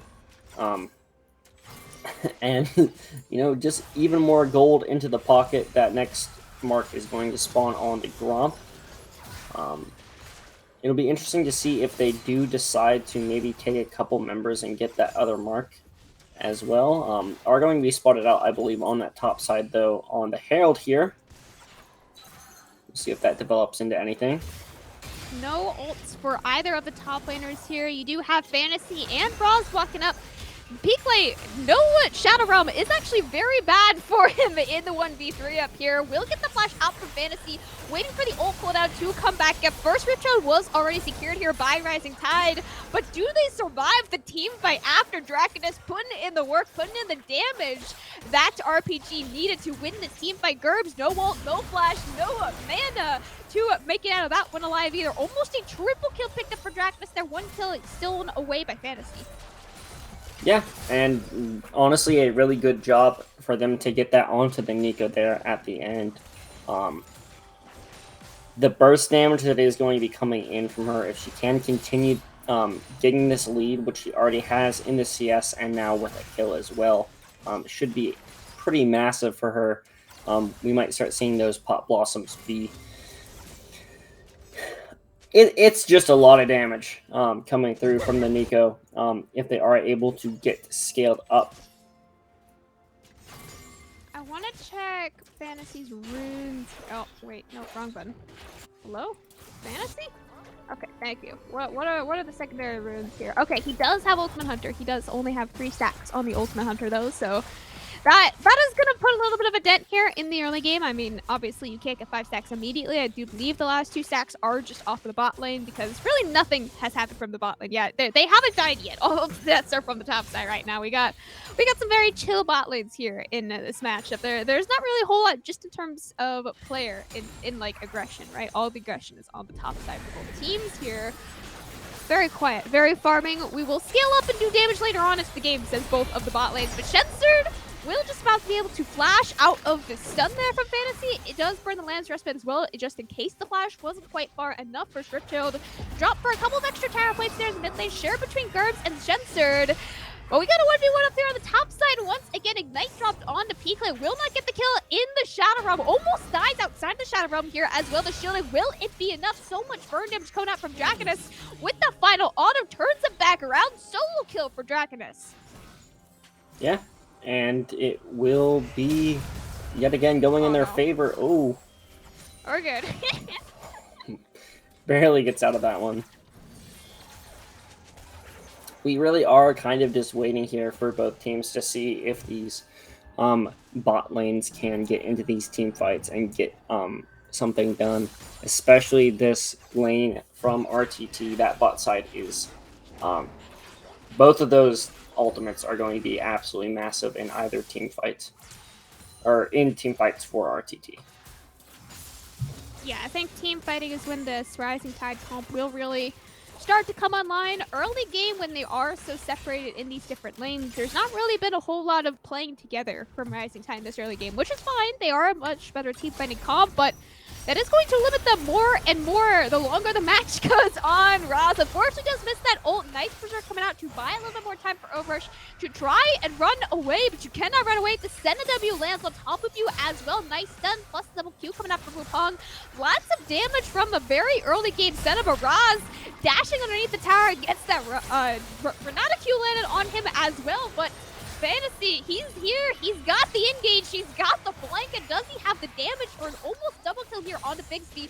Final auto attack will not be quite enough. The triple auto here will not connect Bigsby even. Will eventually fall despite the Renata W on him as well. Not quite able to turn that one back around. Gerbs DPing to the bottom side, but DPing far too late to save either of the spot laners. Will be given his tower in the mid lane as well. Yeah, I still think that that's a win for RPT, though. They were able to pick up those kills. They're able to pick up Drake stacking. They are going to lose a tower, but at the same time, they're giving over plates to Draconus as well on that top side. So able to get wins in 2 lanes as opposed to the one for RTT there. Still is really nice with the first tower blood going their way. Should unlock this Lissandra to roam even more, which is really what you want to see on that champion. Even more pressure being put onto the top laners here once again. Trent across the arrow just about goes wide there, almost hits the Ross into the jungle. I think they were aiming for Wukong. If that hit a Ross, that would have been pretty funny, but yeah, you know, just Shensterd constantly hovering the top lane, constantly making sure that Draconus doesn't get the easy 1v1 onto peak lane like he has done so many times in his matchup so far, right? It's even in game 1, it's 1v1 style. This is not an island up here. No. The island is all on the bot lane in this series for some reason. Top lane is where all the parties are at. Peak lane probably won't be able to get any more plates off of this tower, but did get 2 solo plates. So it is definitely very nice for him up there, and 300 shutdown on both of the solo laners here for RPG. That's a lot of shutdown gold for Rising Tide to try and close this gold league gap. Yeah, and they are really trying to help out Shensterd on the Kindred as well. They're invading like every 2 seconds here. Big B going to come over here and be annoying at the very least, but that should go over to Osaka pretty freely. Come on, just let him farm, man. This is Lilia last game. You put him on. Wait, no, Shensterd was Lilia last game. Raz, he was playing some other unfun shit. He was on Wukong, I think, last game. Oh, God. Gerbs, Night Splash away from the Glacial Fissure there. I'm not sure if you will be able to survive all 4 members of the top lane, the kingdom up here. But meanwhile, down there in the bot lane, Peak Lane does pick up the kill onto Fantasy within the Shadow Realm, so he does get a little bit of extra AP coming off his passive there as well, trading both the bot lane outer turret plus the mid lane inner turret for the second Rift Herald of the game. They're going to have to get a lot of turrets with the second Rift Herald to make up for the amount of towers they're losing for it. Yeah, they are really losing those towers all across the map. They might actually be able to just force this tier 2 in the bot side as well. There's really no one here answering. Maybe going to look for a pick. Draconis, oh no, Draconis and Hyperfocus, little do they know, they're walking into 4 members of Rising Tide, or Rising Tide walking into 4 members of RPG. The Lambs Resto will buy a couple seconds here for Shensered. With the smite damage, or healing coming out as well, Flash E doesn't connect. The Bixby will die either way. Gerbs now shows up a little bit late to his team fight here, but the rest of his team doesn't want to take it here anymore. There's no objective to be taken after this, but they do at least keep both of their inner turrets on the bot side. Yeah, and we are really looking at a close game in the second match. They're going to try and take down this tier 1 in the mid lane as all those resets are coming in for RTT. Risaka with another really aggressive invade, but it should all be going upward to them pretty freely. Bro, see, he's just here for the invades. He's not here for team fights. He's not here for flicking R. He just wants to make sure that his enemy jungler doesn't have a fun time. Yeah, it's honestly full clear your jungle on repeat, man. He's here for some anti-fun. Honestly, the funniest part about it to me is that you really would expect that from the Kindred player, but it is, it is the other side here as Pop Blossom is going to go a little wide. Bixby, he's just there to bait out the Pop Blossom. He knows he's not getting hit, and especially with a W, I don't think he would ever die solo to a Pop Blossom, but yeah, just getting out that one cooldown from Fantasy does help if there is a teamfight here in the next couple of seconds, which, of course, there is. Hyperfocus almost just gets one shot between the two 80 carries here of Rising Tide with the E. Bonus damage coming out as well from Shenser does a lot of damage to Draconis. But Peekla using this Shadow Realm in the top side once again. He doesn't know Ras. He's just waiting. He's waiting for him to come back out of the Shadow Realm. Not getting the kill in it means he doesn't get the bonus stats from it either. Draconis, he's still alive. He can't do any damage. He can't walk up, but he will finally secure the kill on the Peekla. Meanwhile, down here in the mid lane, again, it is not going in Rising Tide's favor. Overrush dying here once again. 2 more kills that picked up for RPG. Yeah, and Dragon is going to be coming up here as well. We're going to, I think, see a relatively big team fight. Oh. Unless RTT might just back off here and give this one over. Even on the Dragon score, at least for now, I agree. I think that they do just kind of have to give this over by Rising Tide. There's not really any prio, no wards TP2. There's not a whole lot they can do about this Dragon. Give this one, fight for the next one. It is only a Cloud Soul, so not terribly impactful in terms of the dragons that you can take. What is very impactful is the map that is the map that it gives. I don't know how to say it. The soul map. What is it called? It's just the white circles. Like the movement speed that those give, I think, is a lot more impactful than the actual dragons that you take. Yeah, absolutely. Just having that extra movement speed around the map will be pretty big for any member, but really for a lot of members like this Lilia here. Knockup do connect on to Bixby. Yonder's doing a lot of work on the Bixby there as well. He tried to flash away. He had W on him as well, but it still won't be enough. Peekla TPing into the backline, but TPing in immediately using that Shadow Realm as well. He wants a kill and he wants some extra stats. He knows he's coming back out into all 5 members of RPG, and coming back out without any stats is not the situation that you want for Rising Tide. 2 more kills that picked up for them. Draconis flashing into the backline, but is that really what he wants to be? Here comes the Realm's Respite, but it's a little bit too late. Eaton spit out. He's dead again. Overrush, last member standing here on the top side. Bixby, he respawned, but he's not here to continue the fight. 5 for 1 now in the favor of RPG, and that's right next to a Baron.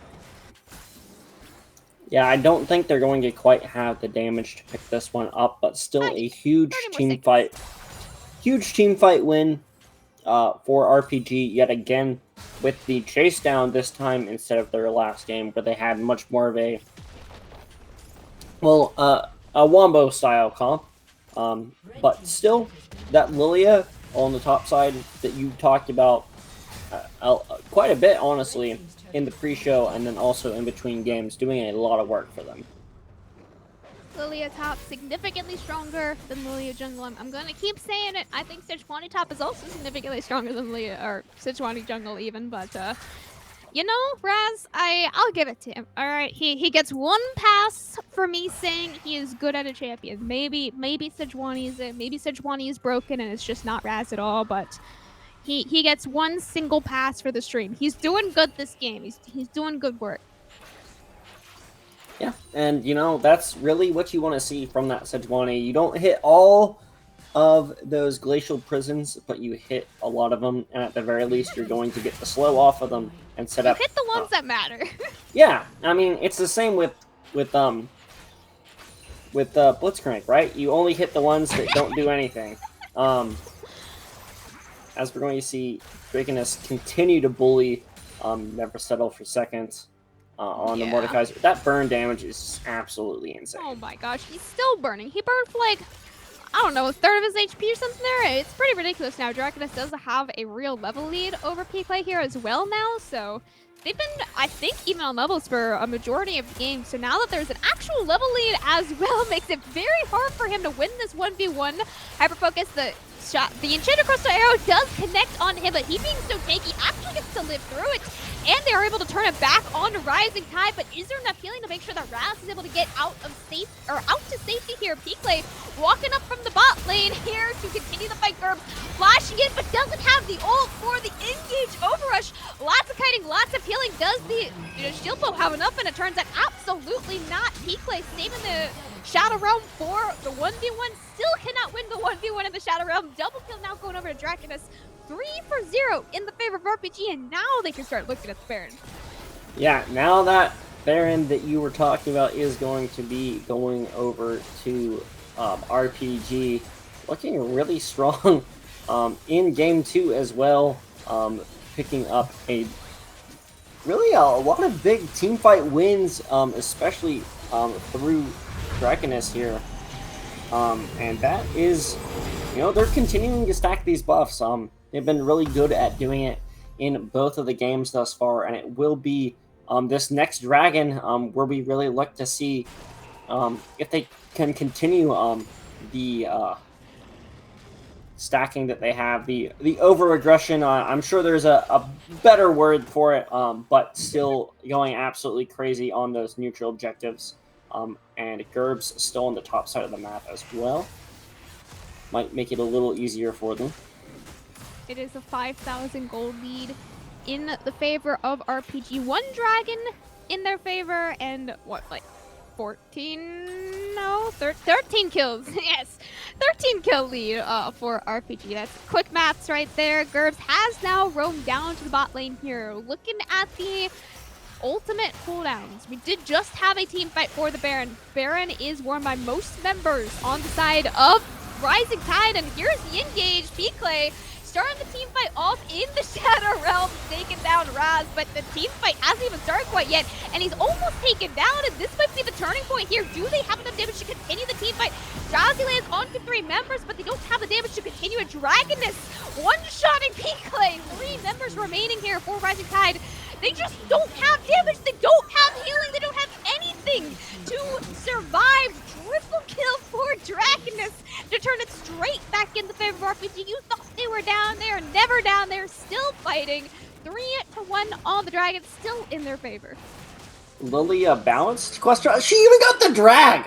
What is that burn damage, dude? Please. Let's go. Please. Oh my gosh. Lilia absolutely busted right now. Drakeness absolutely popping off. Is going to go in and make sure that Shenser still doesn't have camps. Just gotta check real quick, get in on those. And actually, while we're talking about Shenser, I'd like to 6 stacks. So it has got that first buff on the range. Would like to see maybe a couple more, but still honestly not bad considering the game state for Shenser there. Has quite a few stacks. They didn't really do much with that Baron, but they won that team fight and got a Dragon Soul, so, you know, worth? Question mark? Oh, no. Oh my gosh, Raz got it. Oh, no. It is just GURPS? not a fun series. GURPS, Oh, GURPS, it stopped. GURPS is almost just dead there. If the Protobat think he's lands, still GURPS dead. is actually dead right there, but I spoke too soon, Raz. Taking the entire turret there to make sure Fantasy is able to secure that kill onto GURPS. Mid laner 1v1. It's never really a 1v1. Raz arriving a little bit too late to the team fight. Doesn't have the HP to continue it. 3-man sleep buys a lot of time for the rest of RPG to try and run away. They don't have the HP bars to continue this. That's 600 shutdown now. Gifted over with Dragoness's death. 3 members still remain for RPG. Is there enough damage between the 3 members here to continue it? Wukong's ultimate does go wide there. Unfortunately, no more Senna ultimate for this team fight. Lots of long range between the 3 members standing for both teams. Very aggressive on the 3v3. There is no more Baron remaining. Bigsby, nice Q lands on the 2 members there, but he's standing too far away from the rest of Rising Tide. TP now being channeled in by GURPS. He did just respawn, but it's a double kill now for Shenser, or for Raz even, turning it back around. You can't ever count them out. Double kill for Wukong once again. It's 2 aces, I think, in a row in the same team fight for RPG. I don't even know. And they just left Wukong on the bot side to 1v1 the Ashe. Just outranges him. And Senna, at this point in the game, is going to be really scary as, actually, I don't think we've checked Senna stacks yet either, Cam. Oh, yes. I got you. We'll have to take a look. 118. 118. That is Okay. looking pretty good at this point in the game. You got a lot of range. You got a lot of extra attack speed. So, yeah, you can't leave Senna unattended at this point in the game. Has got the Glaive, the Kraken Slayer, and the Rapid Fire Cannon. Not sure what they're going to build next. Opting this time instead to just pick up some wards while they wait on the gold for that next item. Not that it matters too insane of an amount, because you're still getting damage from souls at the very least. Yes, still getting a lot of that extra damage here, especially GURPS. I was very worried he was just dead there again. That was how the last team fight started, was Fantasy basically just catching out GURPS instantly, right? With like an EQ combo and then the Proto Belt on top of it as well. Wupong almost caught out here, but the rest of the team has arrived. Oh my. The absolute wombo combo of a dream for RPG. Oh my gosh. The only reason Peakley is alive is because he dragged someone into the Shadow Realm, and even then he doesn't get a kill in return. RPG, clean 5-0, the absolute wombo combo, the sheesh coming out in all chat there as well. So well played by RNG, man. Like, I memed on them, I didn't believe in them, they're winning it, they're 2-0 now in the best of 5. That Pop Blossom was insane. Like, half health, like 4 of the members from RTT there. What even, dude? That was an insane fight from them there at the end. Gosh. And they're really just looking like they're looking like there's a reason that they are that #1 team coming out of Group C. They are popping off in these games. We didn't have to watch Sejuani for 40 minutes, so No. I think We did not. I unfortunately can't observe while also casting. That I draw the line when I'm casting. I don't do a whole lot while I'm casting. When I'm producing, I can observe and replay and do other things. When I'm casting, we draw a line on that one. But man, RPG coming out here strong. I don't know the exact week that they had their one series drop. I think it was week 2. It might have been week 2 or week 3, but I'm pretty sure it was week 2 was the only series that RPG has dropped so far in the VAS this split. They're still undefeated. They are still 2-0 in this best of 5. I believe they 2-0'd last week in their best of 3 as well in the round of 16 for playoffs. They're just continuing the train, still undefeated in playoffs. Can they make the run 3-0 against Rising Tide, the past season finalists? We got at least one more game here tonight, possibly 3 if Rising Tide come back with the reverse sweep here on the VAS channel.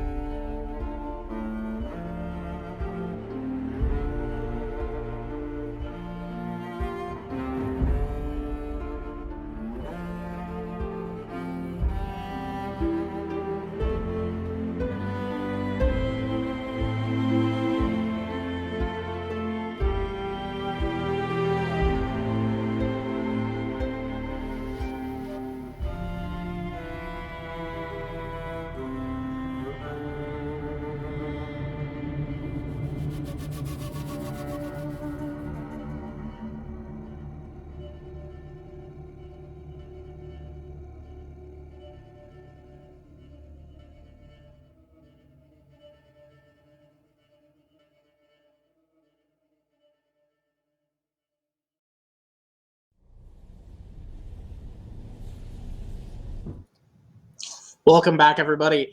We are here on the analyst desk in the series between Rising Tide Typhoon and Red Panda Gaming. Cubs RPG are currently 2-0 on the series. Rising Tide Typhoon will need to put the pedal to the metal, really show their stuff, and really prove why they made it so far last split and how they've still got it. Otherwise, they will be unfortunately going home in the quarterfinal spot, which I'm sure is a bit of a disappointment to the players. And I'm sure they're in the tank right now, figuring out what to do next. But since we're here and we've got a little bit of time, before we continue discussing the series, I did want to finish the quiz. There are still 3 more questions, and I have to know. Do a little bit of an entertainment break. To everybody get up and stretch. Think about it. And we are on. There are only 3 questions left, so it will not take that long. Optimistically. So we are at the 7th question. Item: Mikhail's Crucible, Athene's Grail, Knight's Vow, or Zeke's Convergence. Which one of these? Okay, we can't possibly get this wrong, Kevbo. Huh? We can't Kevbo, possibly I got this one. locked down. I can't get this wrong. I'm 100% sure. What do you got? The faker is obviously not. Sorry. I was gonna make a joke and say Knight's Vow, but it's Athene's Grail. Okay, good. We're on Athene's Grail. We're good.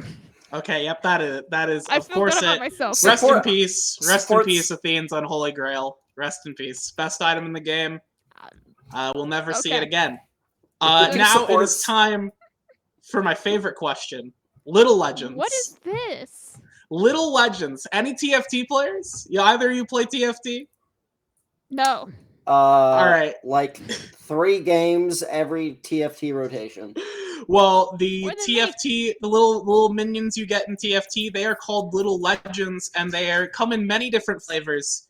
You'll have to guess which one of these is not actually real.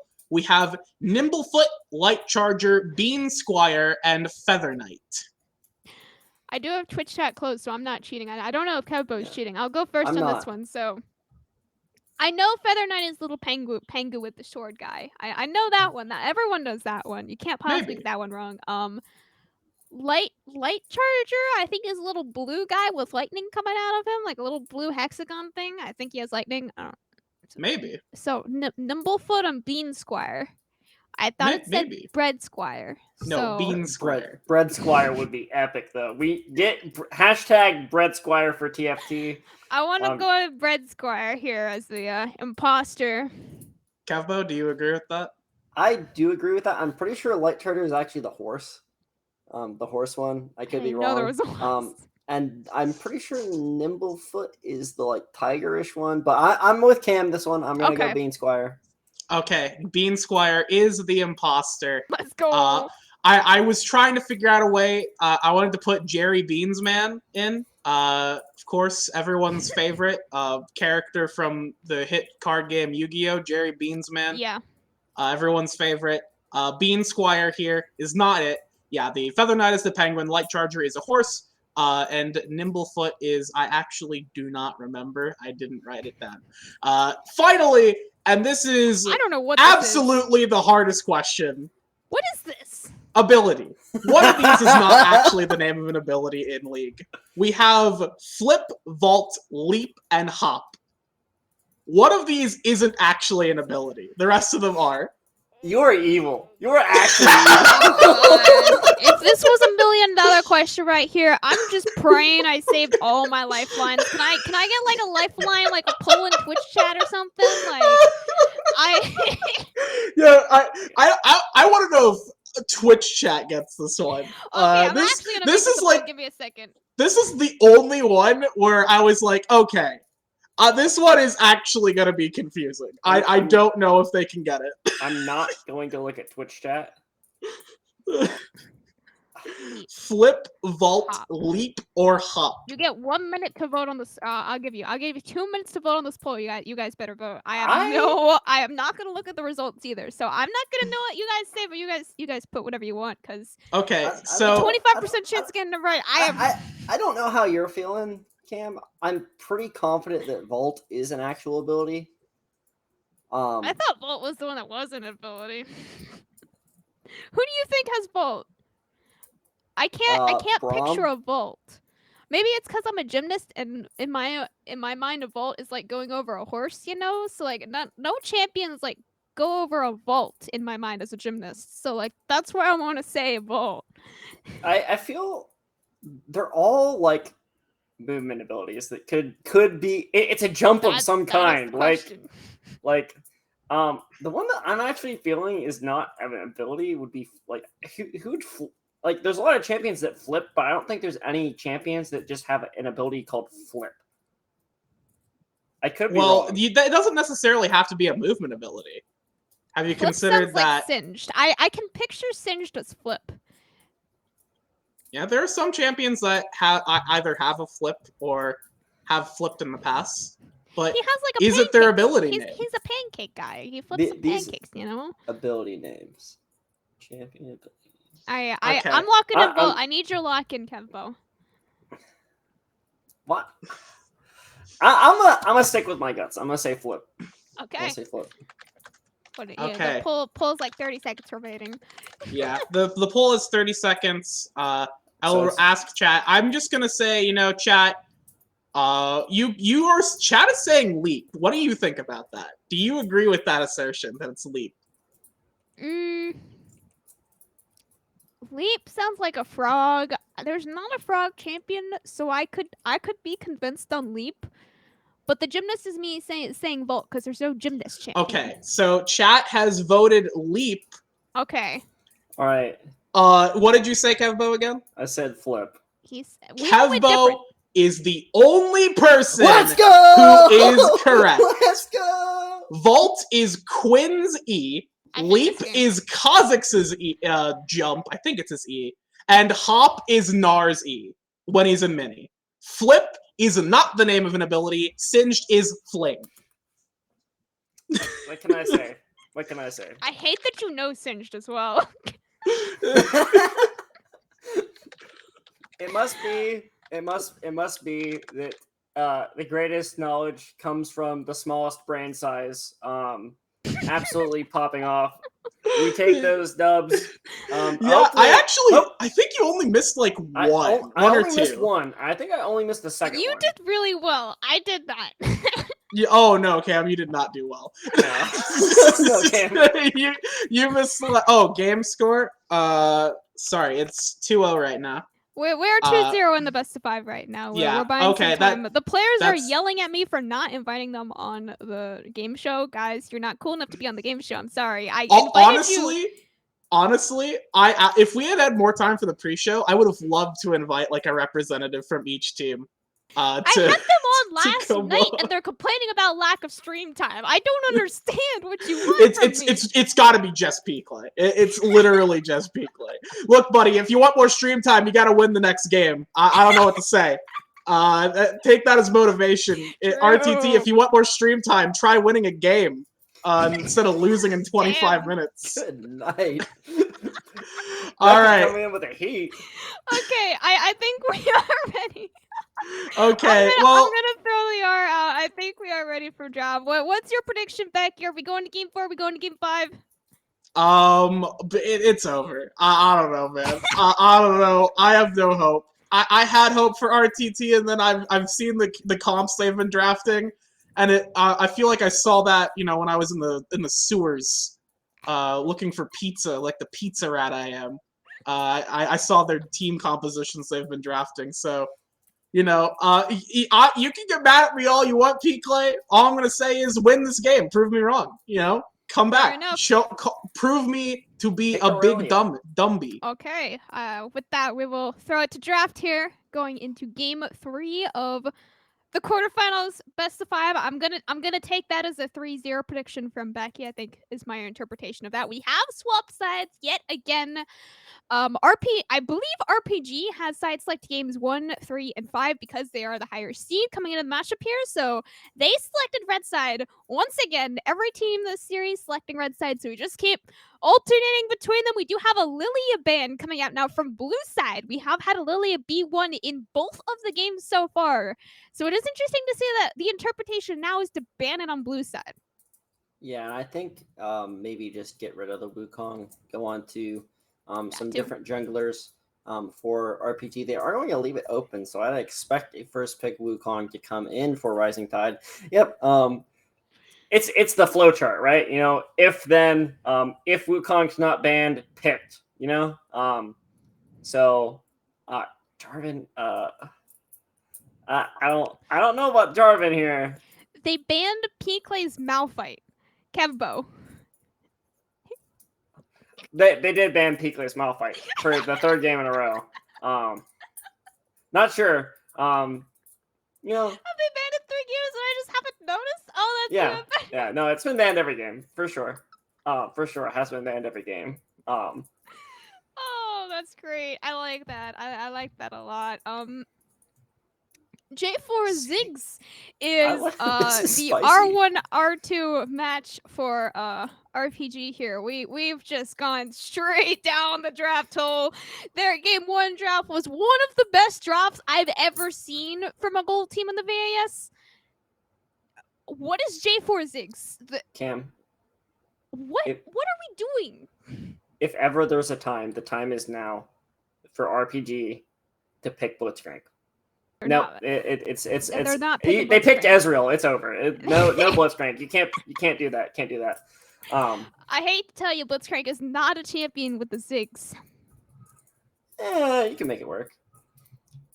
No, but okay. This is fair. Fantasy played the Galio super well in game 1. They banned it away from him in the second ban phase in game 2, so he didn't get to play that one again. But game 3, Fantasy on the Galio once again. He played this pick so well in game 1. I'm excited to see him play it again. I think this might be a bait. I think they might go hyper focus Galio. Okay. I think they're trying to get in their minds. Really, with both of those, you can flex Ziggs to 80 carry, of course. But I was assuming Wupong was on Ziggs. I had no other thought in my brain that Ziggs was going anywhere else. Yep. Should be interesting to see. I also really like Galio as a support. Fits in that Kebo tanky engage style. So we're big fans of the Galio support as well. But we'll have to wait and see which direction they do go. Of course, going to reveal a lot with this next pick. I wouldn't at all be surprised to see something like a Karma come out, something that's just going to add more poke with the Ziggs if it is a Ziggs bot lane. But also, you have a lot of options to pair up with the Galio if you are sending that support. Can get a lot of good engage. Oh my gosh, they're still flexing. What? Even I got baited in the draft there. I did not see that Seraphine coming. It has to be Ziggs, Seraphine, bot lane, Galio mid, right? So we have quite literally 0 damage in this comp right now for RPG. Like there is unironically 0 damage for them right now. We need something for Draconus. Draconus has played exclusively tanks so far this series. Peakley hurt us. Peakley hurt us. I'm so happy. Yeah, I'd love to see them come in. Is the R4 blind Aurelia? D4, whatever. Oh my god. Yeah, just casually. Might as well, right? It's if lost. you're gonna send it all the way, and gets the Galley or gets the Silas in here as well. I think that is a really good pick into any of the options that Red Panda have to send mid. And of course, if it is Galio, whenever Galio ults, you just ult also. So really kind of shuts down that roam from the Galio as well as I think it gives a lot more kill pressure for Gerbs in the mid lane.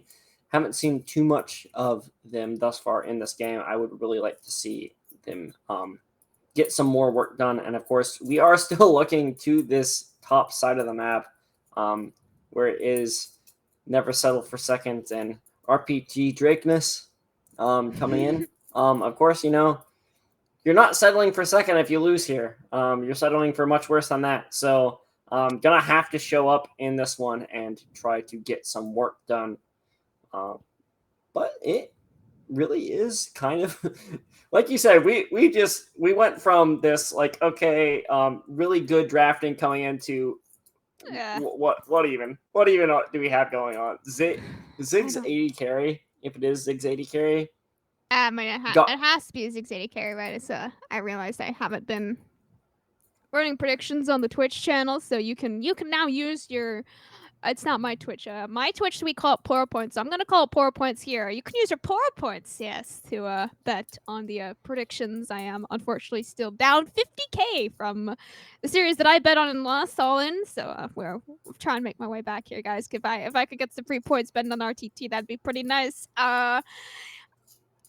Betting on a P-Clay, Aurelia game here. This game decides whether RTT continues in the VAS or not. They lose this game, they are out of the tournament completely, and they are putting P-Clay on Aurelia. So there is some serious faith in P-Clay here for their game 3. I want to give it to RTT. I don't want it to be a 3-0. 3-0s in quarterfinals are just such a feels bad, but I have a bad feeling that it might be a 3-0 because every single game ever on the VAS is 3 games. And apparently in best of fives, that means they're also only 3 games. So, Kembo, are we getting 3 games or are we getting more? I think I'm giving RTT this game. I think that they have a much better draft. I think that Zig's 80 carry is not in a good spot, especially against an Alistar that's going to be able to engage pretty easily. We would assume is going to take Hex Flash. You literally just flash on top of the Ziggs, knock them up, and knock them back into your team, and they just lose. So really, I mean, even the team fighting, I think, for RPG feels worse. You're really looking to Osaka to get some early ganks and get them ahead, and that's the only real win condition I see for them. If this goes to 3rd or 4th rank, I think RTT just takes it. Maybe, hopefully, RTT bring us to at least a game 3 or game 4 here today in your first best of 5 of the VAS. Sending it to a quick break here now as we load onto the Rift in just a couple of minutes.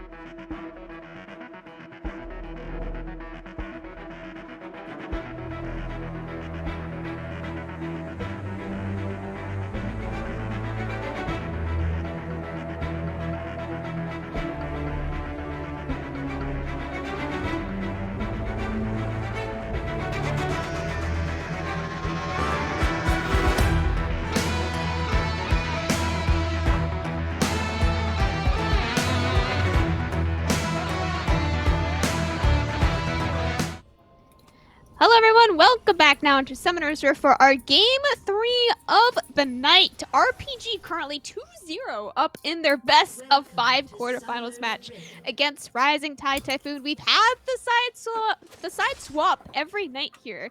We haven't had a level 1 quite yet though. I think we could get a level 1 here this game potentially. P-Clay almost face checking Draconus. Nope, nothing but a bone pudding proc. It looks like more than anything, RTT is the ones trying to force an invade here. Just getting a ward so far. Very dangerous ward to get. Matched on the other side of the ward, or other side of the map there with a chicken ward being placed on Shenser's chickens. But again, I'm Camcom. Kempo's with me. Quarterfinals. Let's go. Yep. We're here for well, kind of a spicy game. Honestly, I know I talked with our friends who have mysteriously disappeared today. They might have dodged one on that. Ha ha ha ha ha ha. There was a crow that flew away too. It was kind of crazy. Yeah, both of them predicted RTT as their favorites. Right now, down 2-0 in this first best of 5 week. Oh. As we're gonna have a reset on the red. That's so unlucky, Raz. Space checking Bixby here as well, but no CC will connect. That puts Raz way behind Shenser. He is a solid 10, 15, maybe 20 seconds now behind Shenser in his clear. That is a huge setback for not getting the level 1 invade to actually turn into anything. No summoners were burned, no buff stolen, you got a couple of wards down, and other than that, not a whole lot of other info other than now knowing Raz would be very far behind on an early game jungler. Yeah, that's really not good for them, especially as Gerbs on the Silas in the mid lane is in a much better matchup against the Galio, I think, this time around as well. And it will be RPG going for kind of an older style of bot lane here. Of course, they are going to have a lot of poke, but aren't going to, I think, do a lot of damage until they get a few items under their belt as well.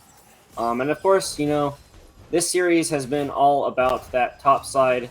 Draconus has been really performing on the night, and it will be I never settle for second here on one of their most popular picks, but there is that combo. Really nice flash knock up there, laying onto both members of the RPG bot lane. Unfortunately, it is a Seraphine Ziggs, so they do have very good healing, very good long-range poke disengage, so no kills to be found there quite yet, but we do have a nice thing coming in from Raz on the top side onto Gerbs, looking for a flash over, though will be able to flash. The final auto doesn't connect for Raz, and it's a first blood for Shenser. That's auto for a double kill, turning it back right in the favor of Rising Tide. Yeah, it is going to be the best look they've had all series here in this early game. Getting themselves a little bit ahead, of course. There is a lot of scaling coming in from the bot side of RPG, especially on the Ziggs, that is really, really reliant on some of those items. Of course, they do have a lot of poke, but you're also against an Ezreal, which is going to put back, as he lands another Q there, a lot of poke in return. Lots of poke, lots of farming in this bot lane. Yeah, it's been the same story all series, really, right? It's the farming bot lane and the fighting top lane for some reason. It's just how it tends to be, as Wukong has been a very strong power pick throughout the series so far. Bixby with a really nice roam here in the mid lane. Fantasy, no flash, still only sitting level 5 on the Galio. It's a ticking time bomb right now, man. Like, it's who gets the kill. Ideally, Gerbs is the one picking up the kill, and it does look like he will be able to now join Shenser on the board. 3 kills now in the favor of RTT. Yeah, and this is the most confidence we've seen from Big B there in the bot side, of course. In the game we did spectate them on. It was a huge part of their wins. But it is going to be still another really good trade coming in for I Never Settle for Second. Gonna hit him with a little bit of the BM there. P-Clay, no, it's not a top laner rally of P-Clay if he's not spamming emotes on your face with a 1 CS lead on you as well. So yeah, he's getting his way up there. He's also down in XP by some miracle. I don't even know how that's possible with the CS lead, but it's all right. He'll hit level 6 maybe half a wave after Draconus if Draconus is able to utilize that very small window of having a real ability lead over P-Clay, then that could absolutely turn into another solo kill for Draconus. Draconus has been getting so many solo kills on P-Clay. P-Clay also getting a lot of solo kills onto Draconus as well, but usually in their early game it goes slightly more in the favor of Draconus. Lands a nice stun onto P-Clay there. P-Clay has the fully stacked passive, but doesn't want to turn that one back around. Will just flash back to safety underneath his tower. Draconus now gets the shove, crash this wave. This is where the XP lead comes. Okay, I see now. P-Clay has Ignite. He doesn't even have TP to come back to lane quickly to catch this wave. Yeah, this Aurelia is definitely, they're the type of player that always, I feel like, wants to take Ignite and really win those 1v1s on the top side. Very surprised to see them playing some more tanks in this game, and it will be... Actually, I think this is the first time RPG is going to at least start this one. No level 6s on anyone except for the mid laners here, except for Gerbs. Gerbs is the one that you need to watch out for, stealing away the Cataclysm, landing it onto the jungler of his own ultimate, man. That's just so funny. The Cataclysm on you before you even have access to it, instantly blowing up Raz, forces the flash out from Wukong, as well as Hyper Focus and the heal as well. There was no taking that team fight there for RPG. They just instantly get blown up, and its first dragon picked up the Rising Tide. Yeah, and it is really, really looking good for RTT here. Have a little bit of a gold lead already, of course. Pretty even on the top side, but the rest of the map is looking really good for them thus far. We'll have to... Oh my gosh. P-Clay called out in the 1v1 on the top lane right here. Big B with the huge roam. Not going to buy enough time, though, for P-Clay to win the 1v1 and 3 levels down from the top laner. Absolutely not a 1v1 you want to take as a tanky support. Props to the Ignite, just has to run away. Draconus on the board with the first kill for RPG and the first solo kill of at least this game 3 here. Yeah, and yet again, it's Draconus being that member of RPG that is just keeping, in this case, keeping them in it, but in the past couple of games has been getting those solo kills and getting themselves ahead so that they can win out on these team fights pretty handily. Wukong looks for a little bit of something there, but, you know, Seraphine, easy slow, you can't really walk at her that easily. And really, thus far, I'm really liking what I'm seeing from Gerbs. This is the first time we're really seeing them be super proactive on any of the picks they've had. Has been able to roam, has been able to shut down members, and really, I think a pretty big comfort draft coming in from RTT, and they're looking way more confident on it. Quick update on the other quarterfinals matches going on here. Very quick, because I think there's going to be kill here soon. CB Dragons have 3-0'd the collective colors on the top side of the bracket. There are 3 game times, 30, 25, 35 minutes in that order. So some very quick, very decisive wins for CB Dragons. Congratulations on making it to the semifinals now. And collective colors, unfortunately, will not get to advance past the quarterfinals. Fantasy almost lands a top. Unfortunately, just a second too late. Does have to flash away from the knockup there from Big B. Hyper Focus trying to match the road, but on the Seraphine, not going to be there fast enough. Actually just dies to Overrush with the really nice snipe there with the ultimate there. So 1 kill now on the board in the bot lane. That is not something we've seen a whole lot this series. Yeah, and you know, like I said, it really is just RTT being way more confident on the picks that they have. And like, especially Gerbs and Big B, like, they haven't looked nearly this good in any of the games thus far. Are having really, I think, pretty good games from both of them. Especially this Alistar has done a lot of roaming, is going to be behind. Well, should be behind in levels, but isn't even behind in levels because Seraphine is also roaming here. But it looks like Wukong winning the trade battle thus far on that bot side.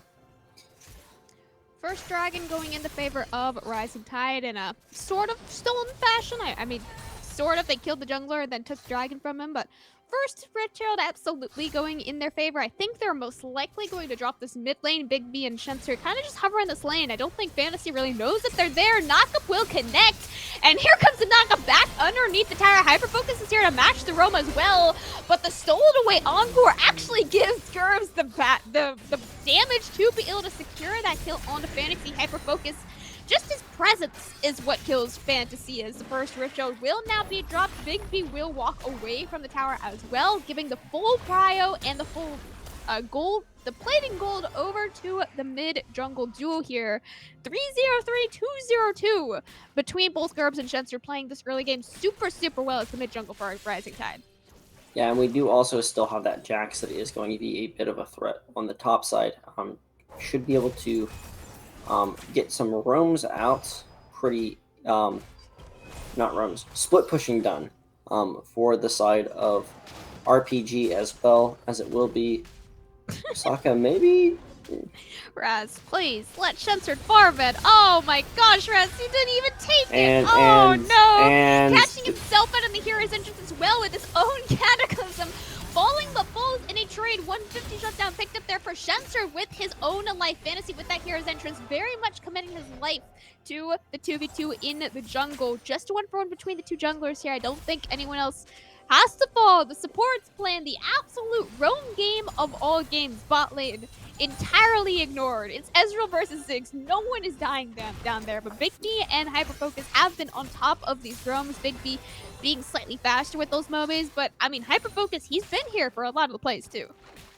Yeah, and the other kind of unfortunate part about that is that Big B is a lot more consistent with the CC. It's a lot easier to land abilities. Sense that one out. A little bit of a misplay there from Fantasy, and Hyperfocus actually dies for 2. Oh my gosh. Okay. Big B, he did use the ignite there. If Hyperfocus didn't have flash, he is quite literally just as dead for the one missed position. This is the first time in the whole series that Rising Tide has been able to pick up the first 2 dragons, or 2 dragons at all. They got 1 dragon game 1, I believe 1, maybe 0 dragons in game 2, and now actually having a real solid lead. 2,000 gold in their favor, 5 kills in their favor, and no 2-0 on the early dragon stacking. Yeah, funnily enough, I believe they've actually gotten the first drag in all of our games this evening, but this is the first time they've been able to pick up that second one as well. As Draconess is still having a great time in that 1v1 on the top side. But on the rest of the map, it is really going wrong for RPG here. They need to get a little bit of a combo going. Of course, you do have that Galio and J4 combo that we did see used earlier that can set up pretty good teamfight wins. They have a lot of press Rs, but I don't think they're nearly as good as the last game, as Draconess is probably just dead here. Oh, Draconess is very dead. Peekla using the Flash, Ultimate, and Ignite, and the Mastery. The most important out of the 4 combo there to solo kill Draconess underneath the tower. Some would say he took a couple many 2 tower shots. Some would say Peekla got a solo kill. You pick your side. Yeah, it was a little bit troll maybe coming in there for Draconess has been really feeling themselves in these past couple of games. Even in this game, still having a pretty good performance thus far. But it really is RTT stacking these neutral objectives and getting themselves even further ahead. Big B is going to get a flank off here. Oh my gosh. Super. Just perfect flank there from Big B. Shenser coming in as well with the flash. I don't know if the flash knock was... Flash Ultimate even, not just Knockup necessarily was needed to kill his Lone Seraphine, but absolutely, man, you do whatever you want. You're in quarterfinals. I'm not in quarterfinals, so that is a 4-1-2 Wukong now. Draconess was the one on the Wukong at game 1. He came out of laning phase something along the lines of 7-1, so this champion is just really strong across the series so far.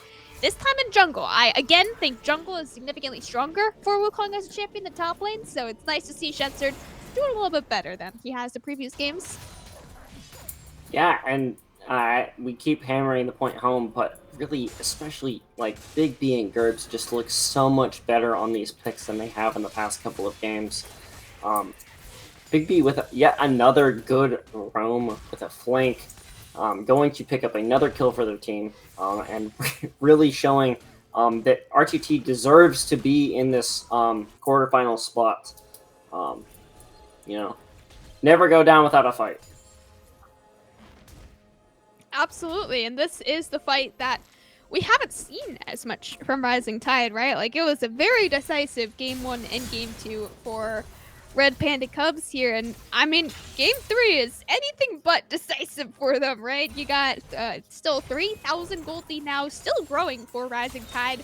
A potential another solo kill up here on the top side for P-Clay. Channel an ultimate and doing a lot of damage with that passive, but unfortunately expecting Big B to be there. Big B was in his own 1v1 with the jungler, so wasn't able to come in time.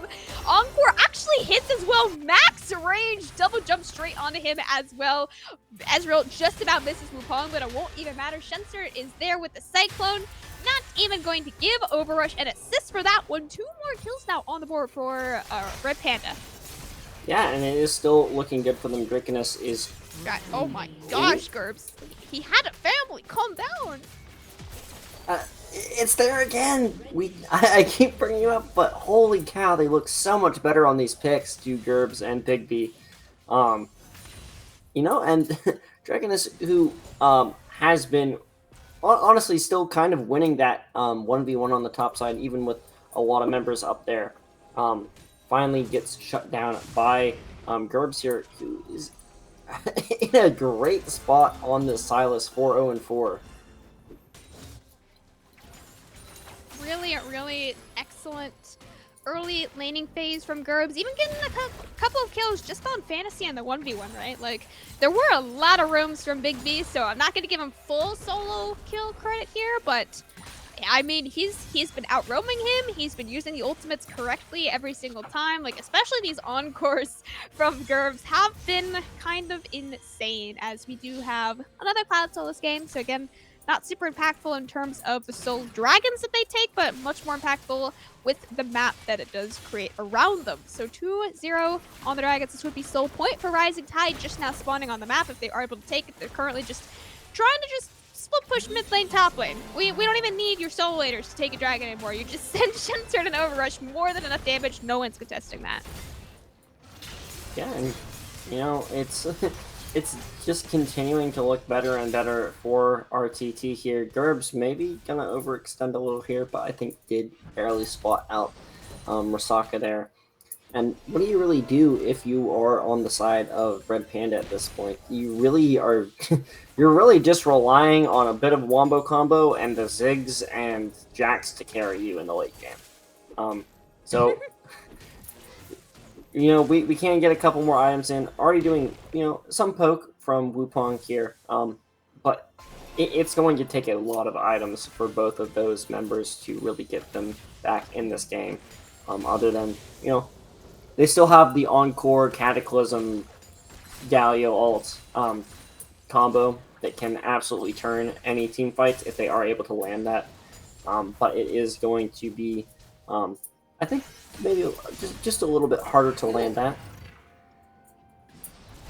Really nice dodge there from Gerbs. Just yoinking away the Cataclysm there from Ross as well. I mean, I don't know if you can really 1v1 him right now. Maybe with the Cataclysm you can. You do have a 2-level lead over him as well. Ross not allowed to run away. Tries the flash. Can't even get that off without dying as well. Fantasy here to try and save his jungler, but not even committing the hero's entrance. Simply walking up and dying with his jungler. It's just...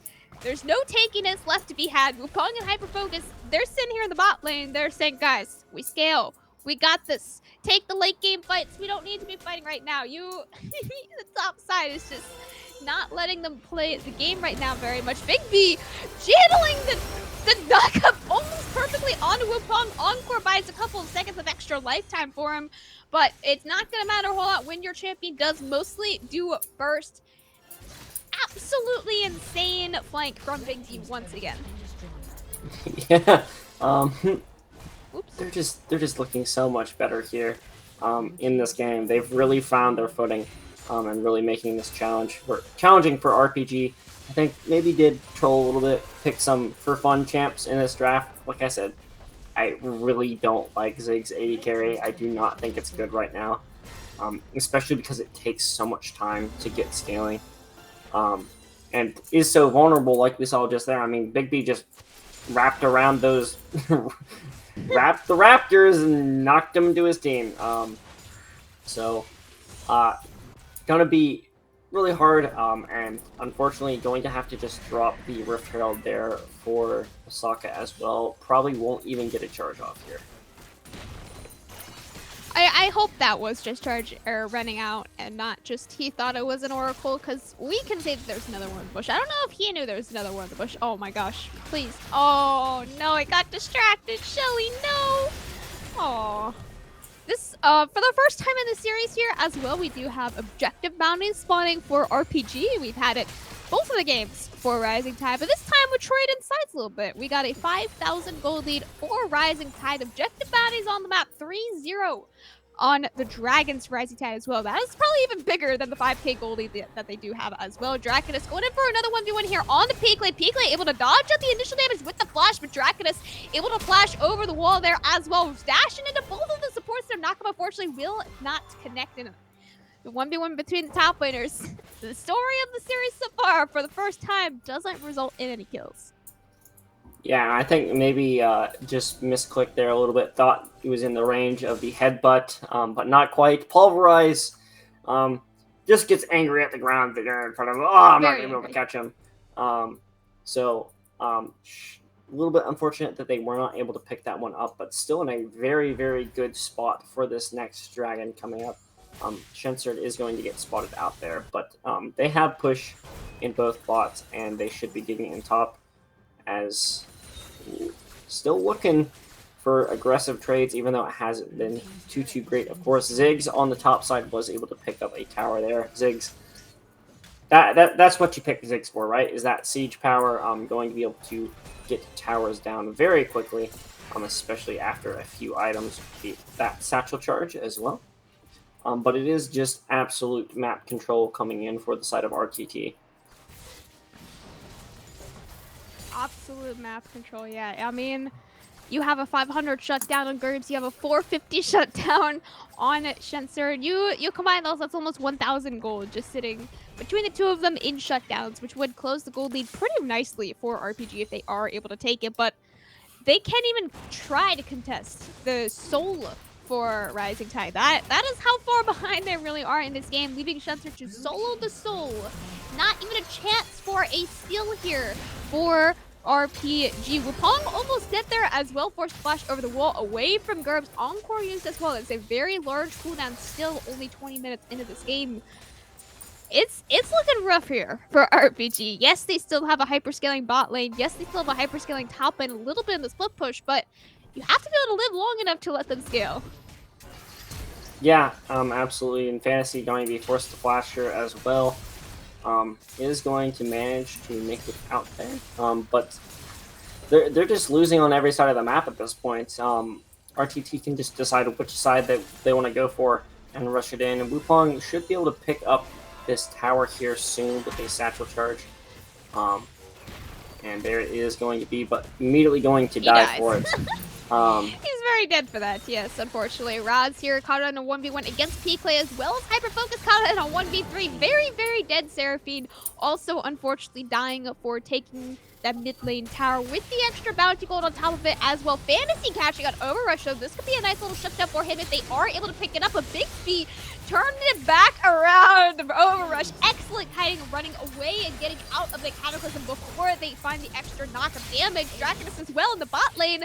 He's dead as well. It's a 5-0 ace for Rising Tide in the first game of the series. That was actually a really good flash from Big B there. Prevented the knockup onto Overrush. Able to make it out with the Arcane Shift afterwards. Like that. This is a very impressive Alistar game from Big B here. Yeah, why have we not got Big B on Alistar every game? Like, it's not been banned, right? Like, this man's cracked on Alistar. Like, I don't know if I've ever said that in my life, but put him on Alistar every game of the rest of the series here. I don't think this is going to be a 3-game series really anymore. Potential steal angle not going to be found, unfortunately. The Ziggs ult that I can never remember the name of and Encore will not be quite in time. Yeah, hard to remember those ability names on the champs that don't get picked. Even Kevbo, whose friend who he plays with the most, being a Ziggs main, I still have no clue what the name of it is. It's Big Bomb, something like that. Yes.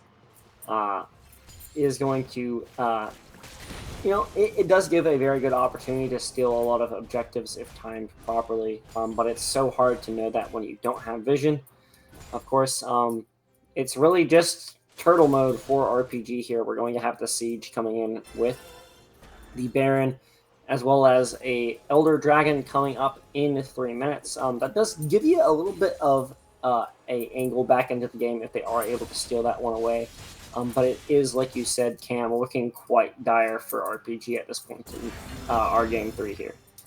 We have now had a second series finish here in the quarterfinals. Reminder, CB Dragons did 3-0 the collective colors. We now have our second series finish. TA Divine also 3-0ing NSG Eclipse on the top side of the bracket. So your semifinals up there will be TA Divine taking on CB Dragons. Just waiting on our bot side matchups of the bracket here. So winner of this matchup goes against winner of... Oh, I don't remember the team names on our side. It's Ghost. It's Conduit, Ghost, and someone else. It's a TD Solar. That's what it is. Winner of that matchup.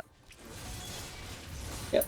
So should be very interesting to see who we do end up getting as our semifinals matches. Of course, even just making it into these top 8 teams is a feat in and of itself. Of course, yeah. With how many teams was it this season? I think it was 36. Yeah, pretty sure. So, top 8 teams out of 36 is still very impressive. And we're seeing the best of the best when it comes to VAS. Big B with another great Hex Flash over the wall into Encore lands onto 3 members, though, trying to turn it back around. That is the wombo combo that RPG needs to try and turn this game back around, and it still is not going to be enough. First kill actually being picked up here by Big B. They don't have the damage after the wombo combo.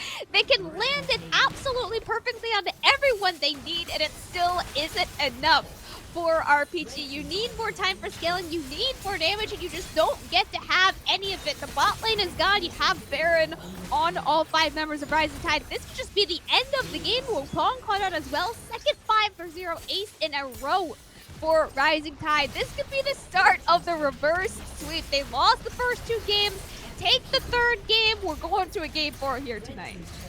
Yeah, and that is an absolute statement coming in for RTT there.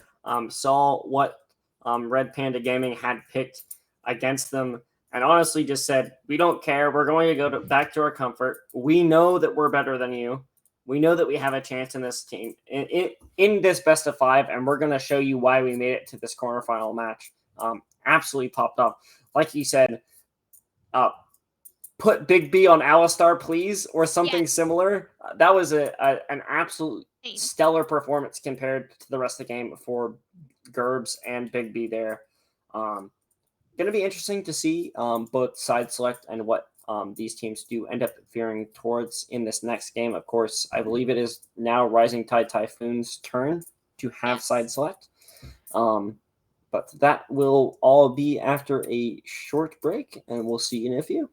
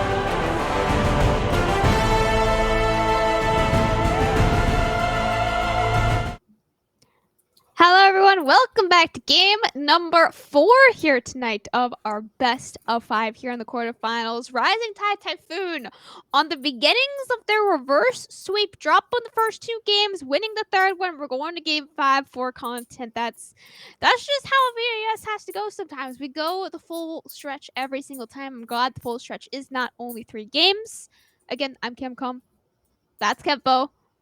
That's the Red Panda Cubs. That's the Rising Tide. They swap sides now. They're on the wrong colors. We're supposed to pretend I'm on the Rising Tide side because then we got the blue and the red matched. No, I'm starting to think that the 4 or 5 games is a little bit too much for Cam.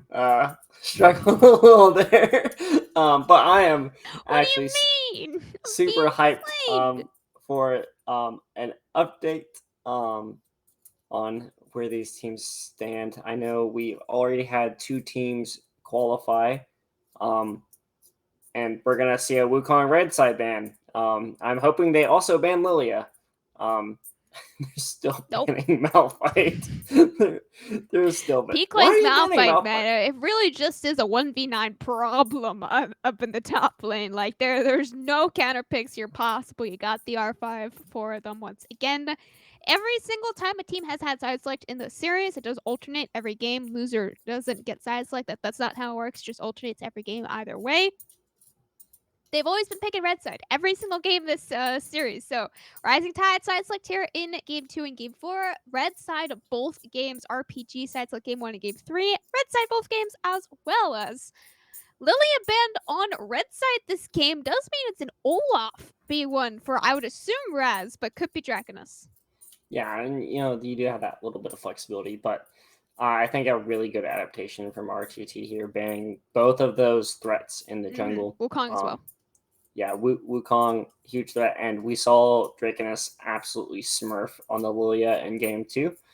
But RTT really liking that Ezreal bot lane. They're going to go ahead and lock that one in. I wouldn't be surprised to see them go with the Alistar again. That worked out really well for them. There's not too many super strong counter picks into it. Of course, a lot of even matchups, I think, with the Alistar. But Big B looked really good on it in the last game.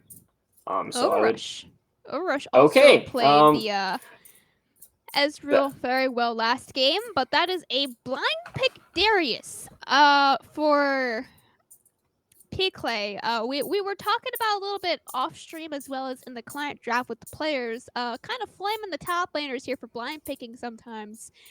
We were theorizing that we were going red side every game to have a counter pick in top lane. I guess they just assume it's an Olaf top and they're like, all right, let's pick our top laner now. And now we get Senna Kench. Aren't you so excited, Cam? Our favorite duo, Senna Tom Kench. Oh my god. All right, so now all we need is a Sejuani jungle. Seraphine mid. Victor mid. Victor. Victor. It's going to be Victor right now. Calling it. Absolutely not. I wouldn't at all be surprised, though, speaking of that, to see a pickup on... it's going to be R3 Seraphine. Round 3 Seraphine? Blitzcrank! Oh my gosh, let's go! Let's go, the counterpick in the top catch! Okay, I'm sorry, Red Panda, you had my hearts, but you no longer do. Let's freaking go, Big B, my boy! Pop off, King! Let's go! Okay, Kevo. I think possibly for the first time in the 11 weeks we've had the VAS on, gets his Blitzcrank in a game 4 of quarterfinals, man. Big B popped the heck off last game on the Alistar. He's all set up. He's prepared. He is ready for the Blitzcrank. Again, Rising Tide have to win this game and next game to continue their run here in the VAS. Red Panda only has to win this game, and Blitzcrank is a hard one to come by. Both the mid laners that Fantasy have played so far in the series are banned. He's only played Nico and Galio so far in the series, so he's got to play something else, something along the roaming style as well. Maybe Rise. I mean, I'm just trying to think who else is really high AP roam heavy. Rise is the first one that comes to mind. Ziggs honestly isn't terrible. I know they also banned the Akali, but some assassins would be pretty good here. They banned the Lissandra as well, themselves, so not going to be seeing that. That's the other one I would not at all be surprised for. And also TF, I think, is still an option. I don't know if that's something that they play, but can fit in that slot. And to come back to it real quick, I know we just got Sejuani, but to come back to it, there are some rules about playing Blitzcrank that you must know. First off, skin choice, very important. There are only a few skins that I will allow, and otherwise I will be severely disappointed in you. Just so you know, Blitz and Crank, they ruined my boy. I hate this. I hate the Space Crew Blitzcrank skin. It's so bad. Just so you know, don't pick that. I will flip flop again. If you pick that or the Blitzcrank skin. So there are some rules, we have to, just like there's the Church of LS, there's the Church of Blitzcrank, and we must follow the rules. So excited to see how Big V does perform. We're going to see a Graves picked up here, so a flex on that one as well still. Oh my gosh. And Orianna, Okay.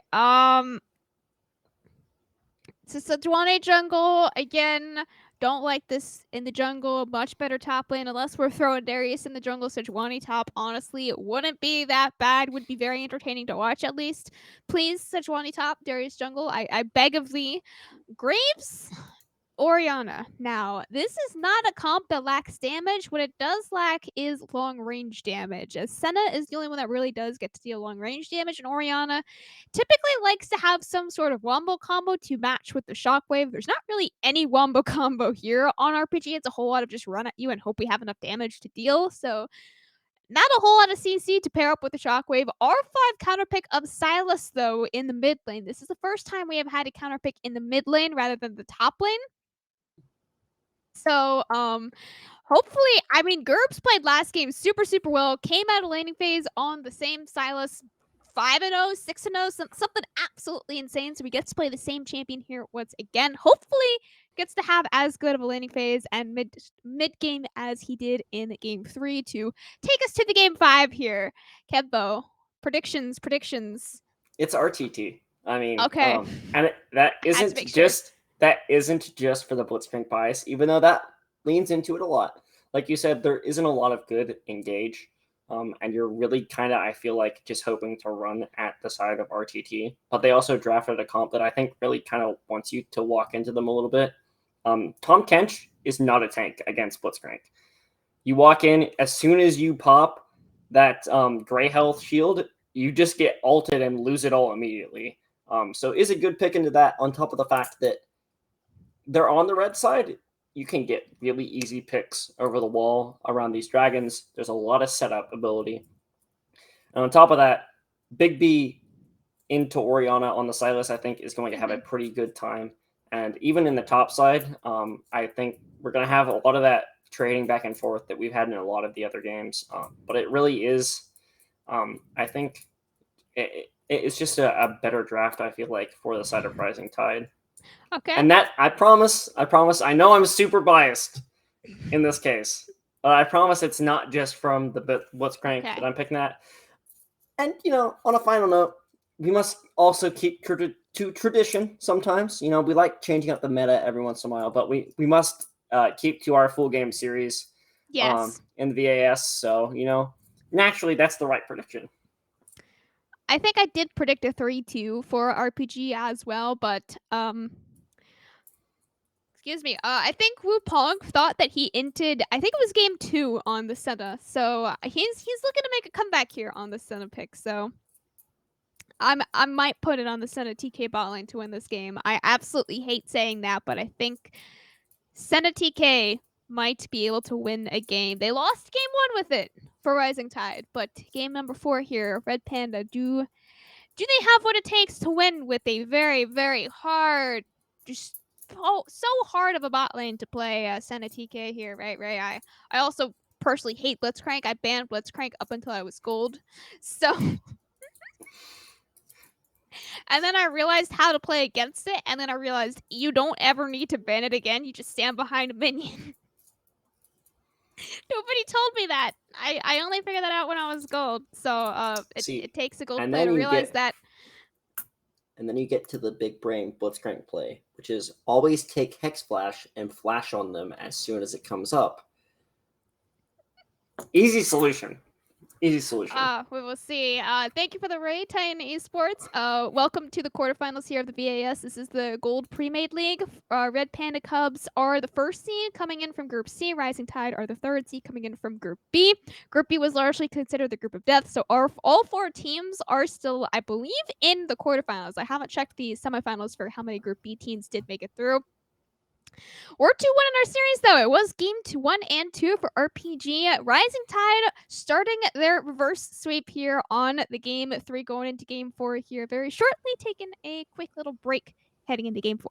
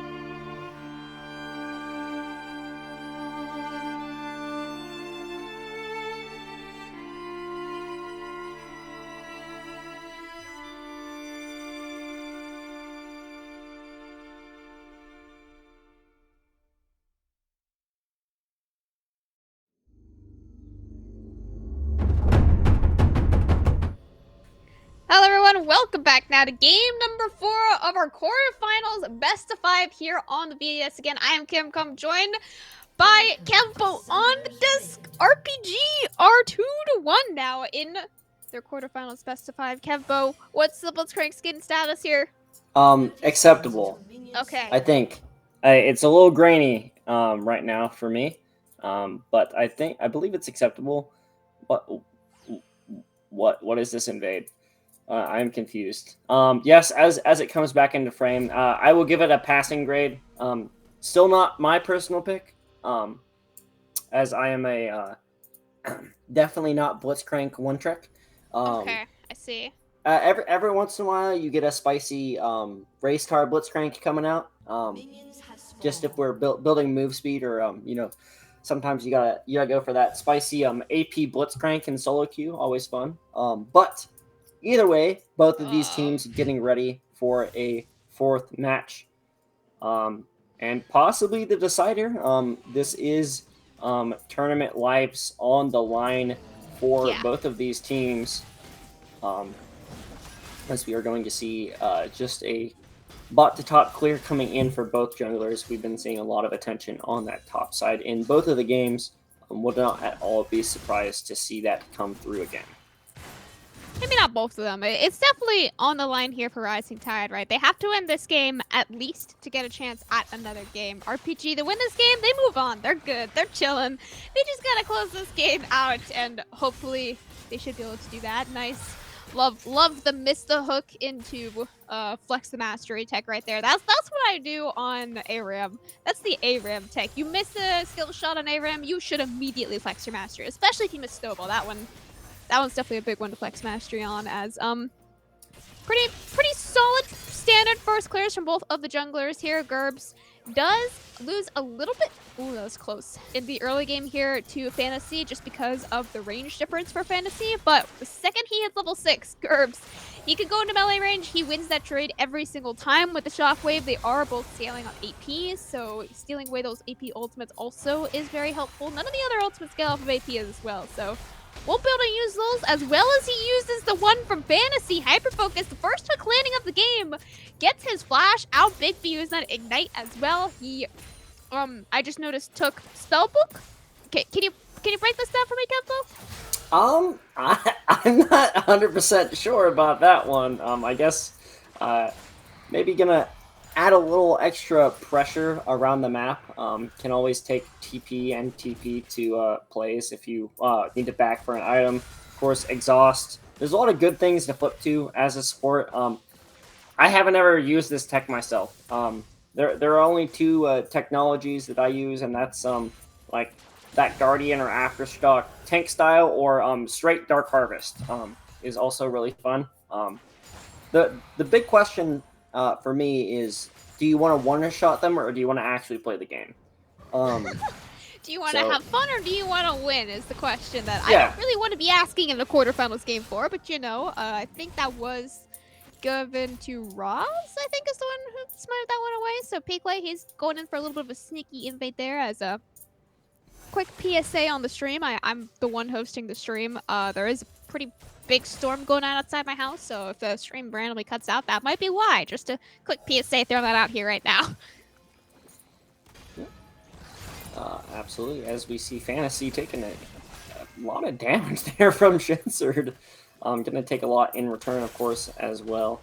But it will just be back to both of these junglers, and this is a place where you got to be really careful against that Blitzcrank. Of course, that hook under tower can be absolutely devastating.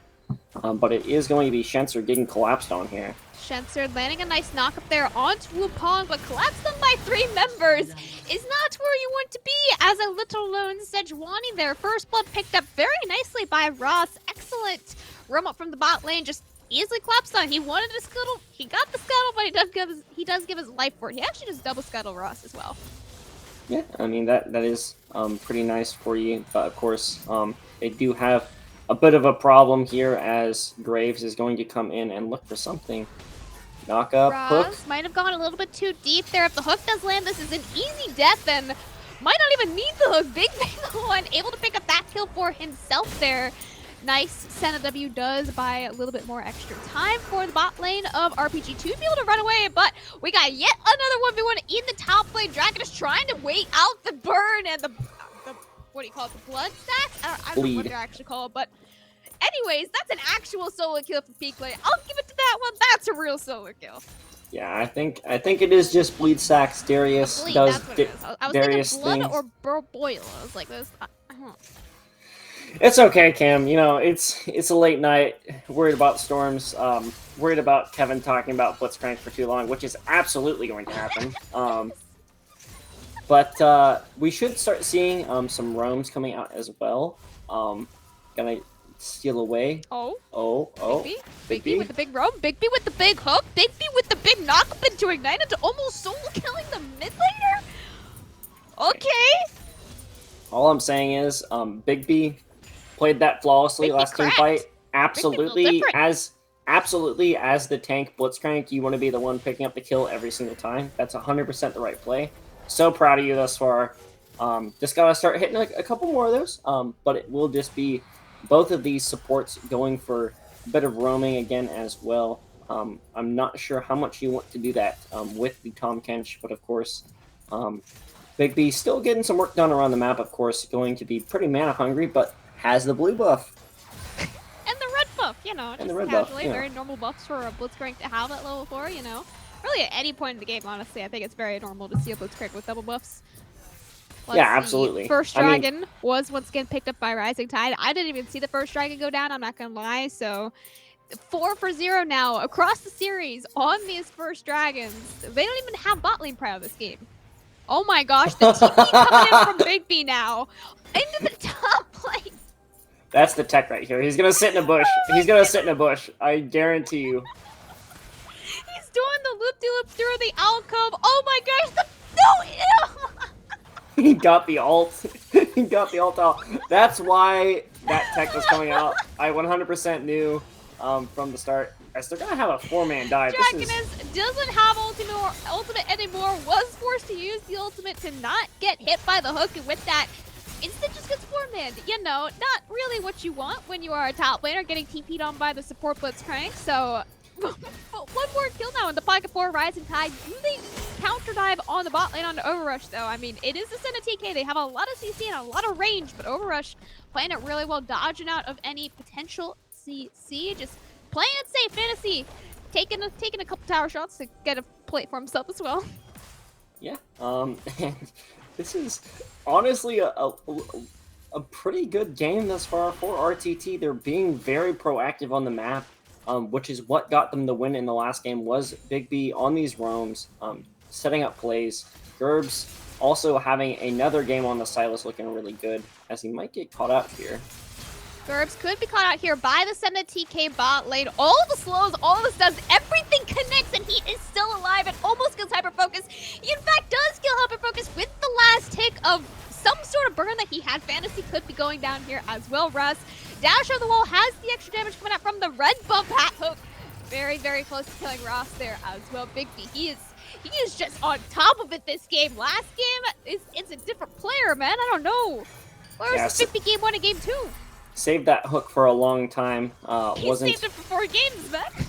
Well, just in that last team fight, didn't throw it out there until the very end. Might have been able to throw it out a couple times if he had thrown it out at the very beginning of that team fight as well. As Wukong maybe looking for something here. Wukong could have potentially had a kill there if the W does land, but after all, it is an Ezreal. He has a dash, really a flash on a 20-second cooldown. Wukong also having fairly low mana, so without having those extra Q, with the passive procs does limit his long-range damage a little bit. Peakley could potentially be dead here, but does still have that ghost available, so extra movement speed should be perfectly fine, yeah. And RTT should have a pretty direct path onto this next dragon going to be coming up in 52 seconds.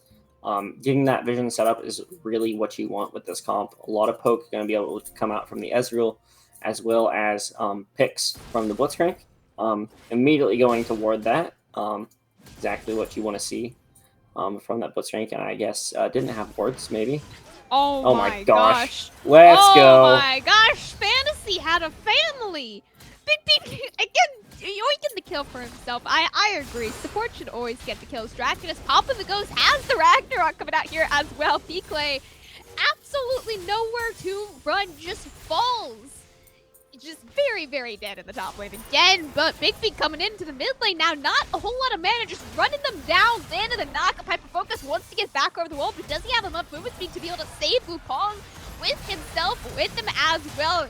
Here comes the turnaround though. Ross has arrived. Flash forward with that last auto attack. The red buff burned again, doing so much. Final take will get the kill onto Chester. Gert's going back in though. He's got the Graves ultimate for a little bit of extra damage there as well, but the burn won't be enough to turn it back around. One kill in the favor of RPG in random 4v4 in the mid lane here. Yeah, and just I think a little bit of a misplay coming in for them as well. They're going to have this Raquel go down, and now they really don't have a good path onto this dragon. Gerb's going to see if they can get some vision, but a lot of members going to be low. Better run. Gerb's playing with fire here, as they will be able to get a little bit of a setup here. I'm going to take a quick glance as I believe we should have a couple of those ultimates going to be coming out. Big B just going to sit here and say, "You're never walking into us." That will be the second dragon going over to RTT as well. And, you know, we're back to a pretty even map state, just about a 1K, or not even a 1K. Mountains Rise. This is the first mountain slow we've had in the series so far. Yeah, this is also the first Blitzcrank we've had in BAS on stream. This is very true. Oh! Oh my god. What an absolute Chad. Big B might be my new favorite player in the BAS. Big B is putting on a clinic in these game 3 and game 4 matches. This guy's playing out of his mind, man. Like, it's okay. Nobody saw that hook. Oh, Big B, please. Okay, yeah, he'd never die. Big B, he's never died the rest of the series, man. Honestly, Draken's going in for yet another 1v1 up here in the top lane, popping the Ragnarok here against P-Clay. No, wait, what didn't pop the ghost? It was just a speed up Raz. Luckily able to smite away his Gromp there. P-Clay, he's just fishing for these Gromps. He's playing a Gromp minigame fishing. Wait. Gromp fishing minigame in the top lane right here. He's stolen away like 3 Gromps from Raz. He's having a hard time. Riot, when is our Gromp fishing minigame? Please release it. It will then officially be the best game ever released. I want a Scuttle minigame. I want to play as a Scuttle, you know?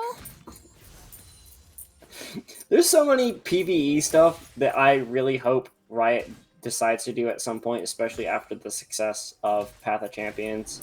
I really hope they decide to add some PvE stuff to the rest of their game modes. But of course, PvP, League of Legends, still the most popular game in the world. No. But imagine a champion where you have, like, you know, the same thing as the Scuttle, right? Where it's a passive similar to Karthus, where when you die, you live for another 7 seconds or whatever.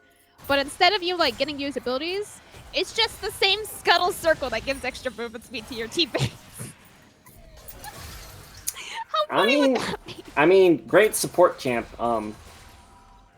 You just die. You don't have any other abilities. You don't have, like, a QWER or anything, and you're not, like, a part of the 5-man squad for either team. No. You're a neutral person. So add a 6th man to League of Legends that just plays as the Scuttle. It's just a Scuttle that's controlled by a player and can go anywhere they want on Summoner's Rift. And when you kill them, they turn into Karthus passive. Oh, Raz is just dead. The fishing minigame finally was successful for P-Clay in the top lane. Yep, and it will still be RTT really setting up camp on this mid lane tower, really trying to get that one down and allow them more access onto the rest of the map, allowing this pick. Hook lands, Wukong very dead. Oh, maybe not. Oh my gosh, that's why you picked the reaction speed of a god right there. Holy moly. That is why you pick Tom Kench with Senna, especially against Blitzcrank. Oh, you got hooked? Oh, never mind. It doesn't worry. No worries. It's okay. I know you just got hit by one of the easiest skill shots of the game to dodge, but, you know. Whoa. You would never play my man Wukong like this, would you? I mean, at the same time, am I not flaming the best boy? Big B? No, Blitzcrank. Man, if Rising Tide win this series and Big B doesn't get MVP, I am throwing hands. Like, this is the time to give a support an MVP. I get that I got support in my quarterfinals match as well, so I might be slightly biased, but you got to give it to Big B here, right? Like, there's not another player on this team. Yeah, I mean, it's not like there's, several other members who, as never settle for second, just gets caught out a little bit there on that top side. But that death is actually impactful, actually, because they do get the second Rift Herald off of that one as well, which will probably not take first tower. They already lost first tower for RPG, but at least break open one of these adder turrets. TT coming in the mid lane here from Gerbs. Just to clear the wave, keep the tower alive, but first Rift Herald is already taken. Dragon Soul Point spawns in about 30 seconds for Rising Tide. They definitely want to take this one. Another excellent hook lands on Wukong. He doesn't have close for this one, but does flash away, living with 1 HP flash coming out from Big B, but doesn't get the kill. Will fall in the trade. Once again, 3-1 now on the Blitzcrank. Gerbs also forced to flash away there as well, living with just a couple of HP bars. 1-for-1 between AD carry and support, but we have a soul spawning in a couple of seconds. That is the Giga Chad Hillsang style play we love to see coming in from Big B. Flash off cooldown into Ignite for the kill. Exactly, perfectly played. Absolutely phenomenal. Absolutely perfectly. I expected nothing less. And it will be this Mountain Soul Point coming in. Oh my god, Roz, no, Roz! Ooh. A little bit unfortunate, I think, was like 96 gold or 96 health off of I gotta watch that one again. No. We are watching this one again. As he sniped it at, like, wow. That was so close. Is able to get out though, which is honestly kind of impressive. Had the Sejuani coming in as well with the damage afterwards.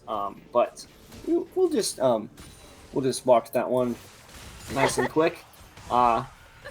We're definitely not at 3 minutes anymore on the spectator delay, but more League of Legends. What?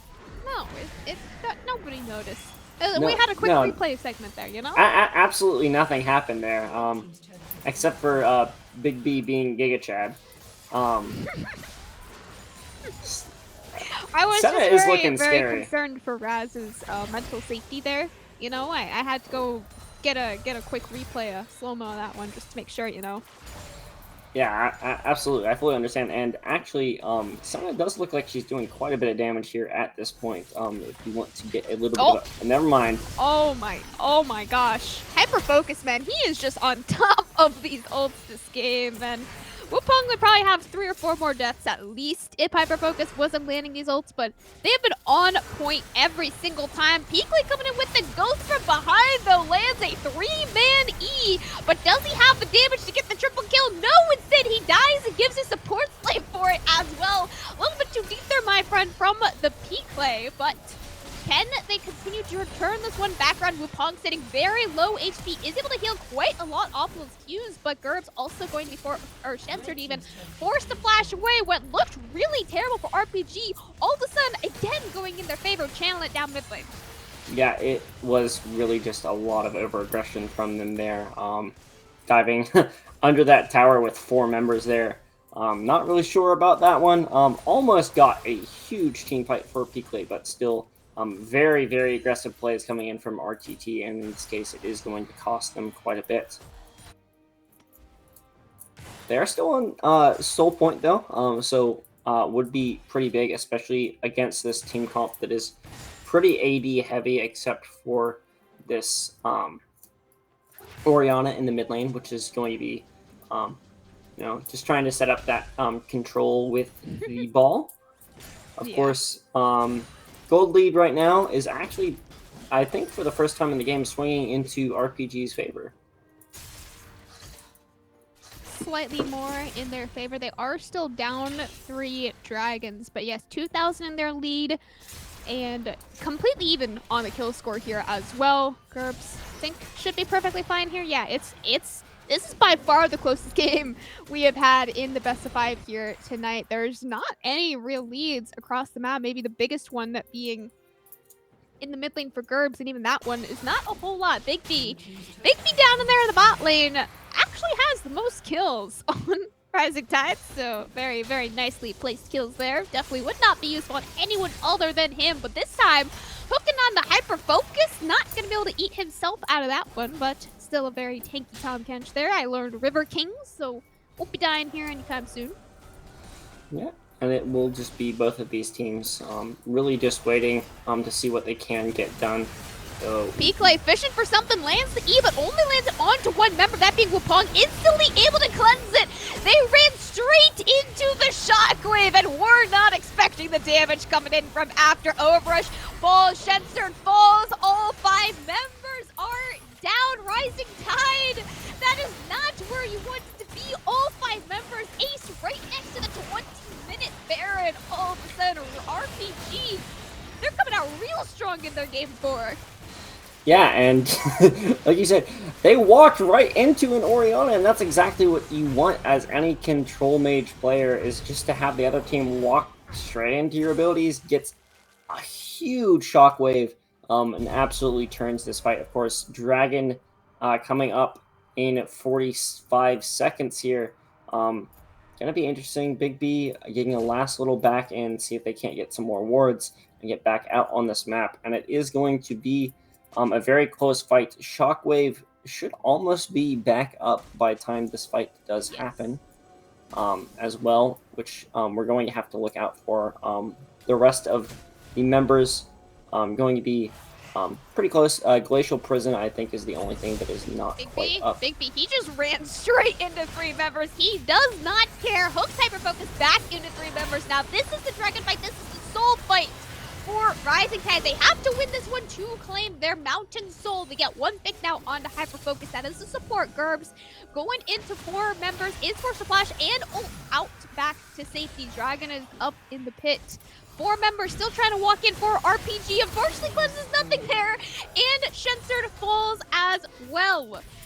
That is your jungler. 30 seconds on your jungler for your soul. You don't have to take this fight anymore. W does land over the wall, over Rush, trying to run away. He doesn't want to take this fight. Bigsby could die on the bot side as well, but it does look like they'll let him live. 1 for 1. And the Baron standing on still 4 members for RPG. They will stop the Dragon stacking, will not let Rising Tide take a 22-minute Mountain Soul. Yeah, and these team fights are so close. I think Big B just missed that hook on the follow-up after taking down the Tahm Kench, and they really just don't have enough. Like, the ability to remove the shield against Tahm Kench is super nice, but they don't have enough damage to burst them, even with that being said. So had a little bit of trouble there and lost their tank jungler who tried to engage. Maybe just a little bit better communication could turn the fight in their favor, but this still is a very close game from both teams in a what's been a pretty hype quarterfinals match thus far. Yeah, it's a very back and forth game 4 right here. Again, Rising Tide have to win this game to continue their run in the VAS quarterfinals, taking us to a game 5 if they manage to do so, and continuing their reverse sweep of the RPG Cubs here. But RPG, they got 4 members still holding on to the Baron. It does fall in 17 seconds from right here, and they were only able to take 1 tower with it. That was about a best case scenario for Rising Tide, unless they also die here as well. Bigsby, he lands the hook, but it costs him his life, essentially. Shockwave only laying onto Peakley. He's trying to flash out. He flashes out, but he will fall to hyper focus on top of that one as well. They're still waiting for the wave. Baron has fallen. 2 members of Rising Tide have fallen as well. They need to keep their base alive. And it is getting really tense here. RPG in the driver's seat now, going to walk this one down mid lane, should get a inhibitor and back off. As I was getting ready before we got that, can we get a little bit of a look at the Senna stacks thus far? I got you. 112. 112 at 24 minutes, so even more than the last time, and is already putting out a lot of damage. Has 300 gold shut down. is going to back and get some more items here very soon as well, and continue to just, I mean, Senna is balanced right now, all right? Just going to continue to get that attack range and speed. It's looking kind of dire, honestly, for RTT here. They really got to get these objectives set up and see if they can get a hook onto a member when Tom Kench is not there. But it will be this Baron, the next objective to come up. So it should just be pretty straightforward farming for both sides as we get towards that next neutral objective. Yeah, and on top of claiming neutral objectives as well, Rising Tide do have objective bounties on the board once again so far. Teams that have objective bounties in this series have lost the game every single time, so hopefully for the sake of Rising Tide, that is not the case for this game. Their Mountain Soul comes up in just under 2 minutes. They really don't have to do anything for the next 2 minutes. They don't necessarily scale super well. I think they will eventually get outscaled by RPG, but just wait it out. You have 2 more minutes for your Mountain Soul fight here once again. You've only dropped 1 dragon, so not going to be a terribly early Elder once it does come online. The potential pick found by Peekla down here in the bot lane pops the Ghost, but not getting anyone into execute range. Now the TP is coming in from both sides. Overrush TPing in to immediately try and eat out. Knows he's caught up. Forced to flash there as well away from Hyper Focus. Dragonus a little bit late to the team by Peekla. Very caught out. He just gets instantly blown up by RPG. Now a 5v4 underneath this tower. Big B hook that goes a little bit wide there. They don't have a whole lot of minions. They just need to keep this cannon alive and they can continue sieging through the bot lane. Yeah, and they take these so quickly as well. Immediate pick into immediate tier 2 tower. And it's just getting to that point where it's really hard for them to set up anything. They don't have control over their vision, and so it's really hard to set up these picks. Big B actually going to get caught there. He's fine. Might die for it. He's fine. No, maybe not fine. Oh, very, very not fine there. Okay, Hyper Focus does get 1 kill back onto Rising Tide. Can they continue this team fight? Gerbs blown up by Roz's ult. No more life for you from the collateral damage. Ross still going in, flashing in. Shetzer also will fall. Double kill now coming up for Ross. This could be an end. This could be the end for Rising Tide. They're on the Nexus turret. They have a little bit of a wave here pushing in. They just need to not die. Peekla trying to keep them alive. 1 Nexus turret has fallen. 1 more still stands. It's a very small wave.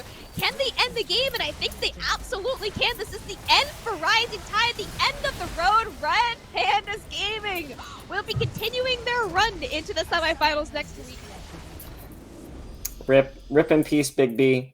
You will live on in our hearts forever. Rest in peace. You're still my favorite player of the AS thus far. Absolute Giga Chad performance. Just not enough. Just not enough. That's the sucky part about playing support is sometimes it's really hard to carry your team when they don't have damage, right?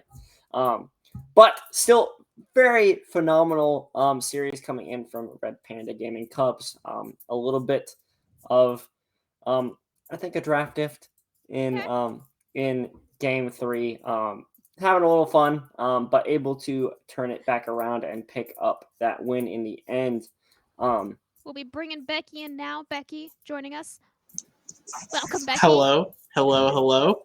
What a series that was, especially for Red Panda Gaming Cubs, who, we expected the series to be definitely a bloodbath, as both teams were very hyped coming into this match. I know the fellows who usually are here on the desk both were very much in. They were on the side of Rising Tide. They were on the Peacopium.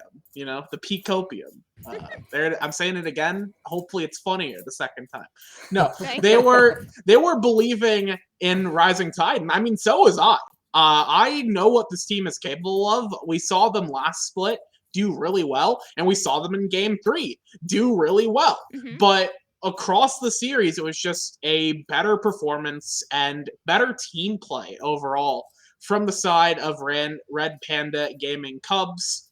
So I think getting a game overall definitely could have been worse. Worse performance for Rising Tide. I still think they showed some good looks. That last game, if they had not started falling so far behind, maybe could have gone in their favor. But Senna Tomkench, just so awesome. Two really cool champions who are just so cool and so awesome. And I love watching Senna. Such a fun champion. It's like watching Sejuani. You want to take a nap. It's unbelievable. Yeah. Unfortunately, didn't work out for Rising Tide. The counter pick on the Blitzcrank is good into Tom Kench, but Ezreal just doesn't have a lot of damage to do much about it. I think, and really kind of just I think got out macroed in that last game. Got those good early drags, and then they walked into like a 4-man Orianna Shockwave and just lost from there.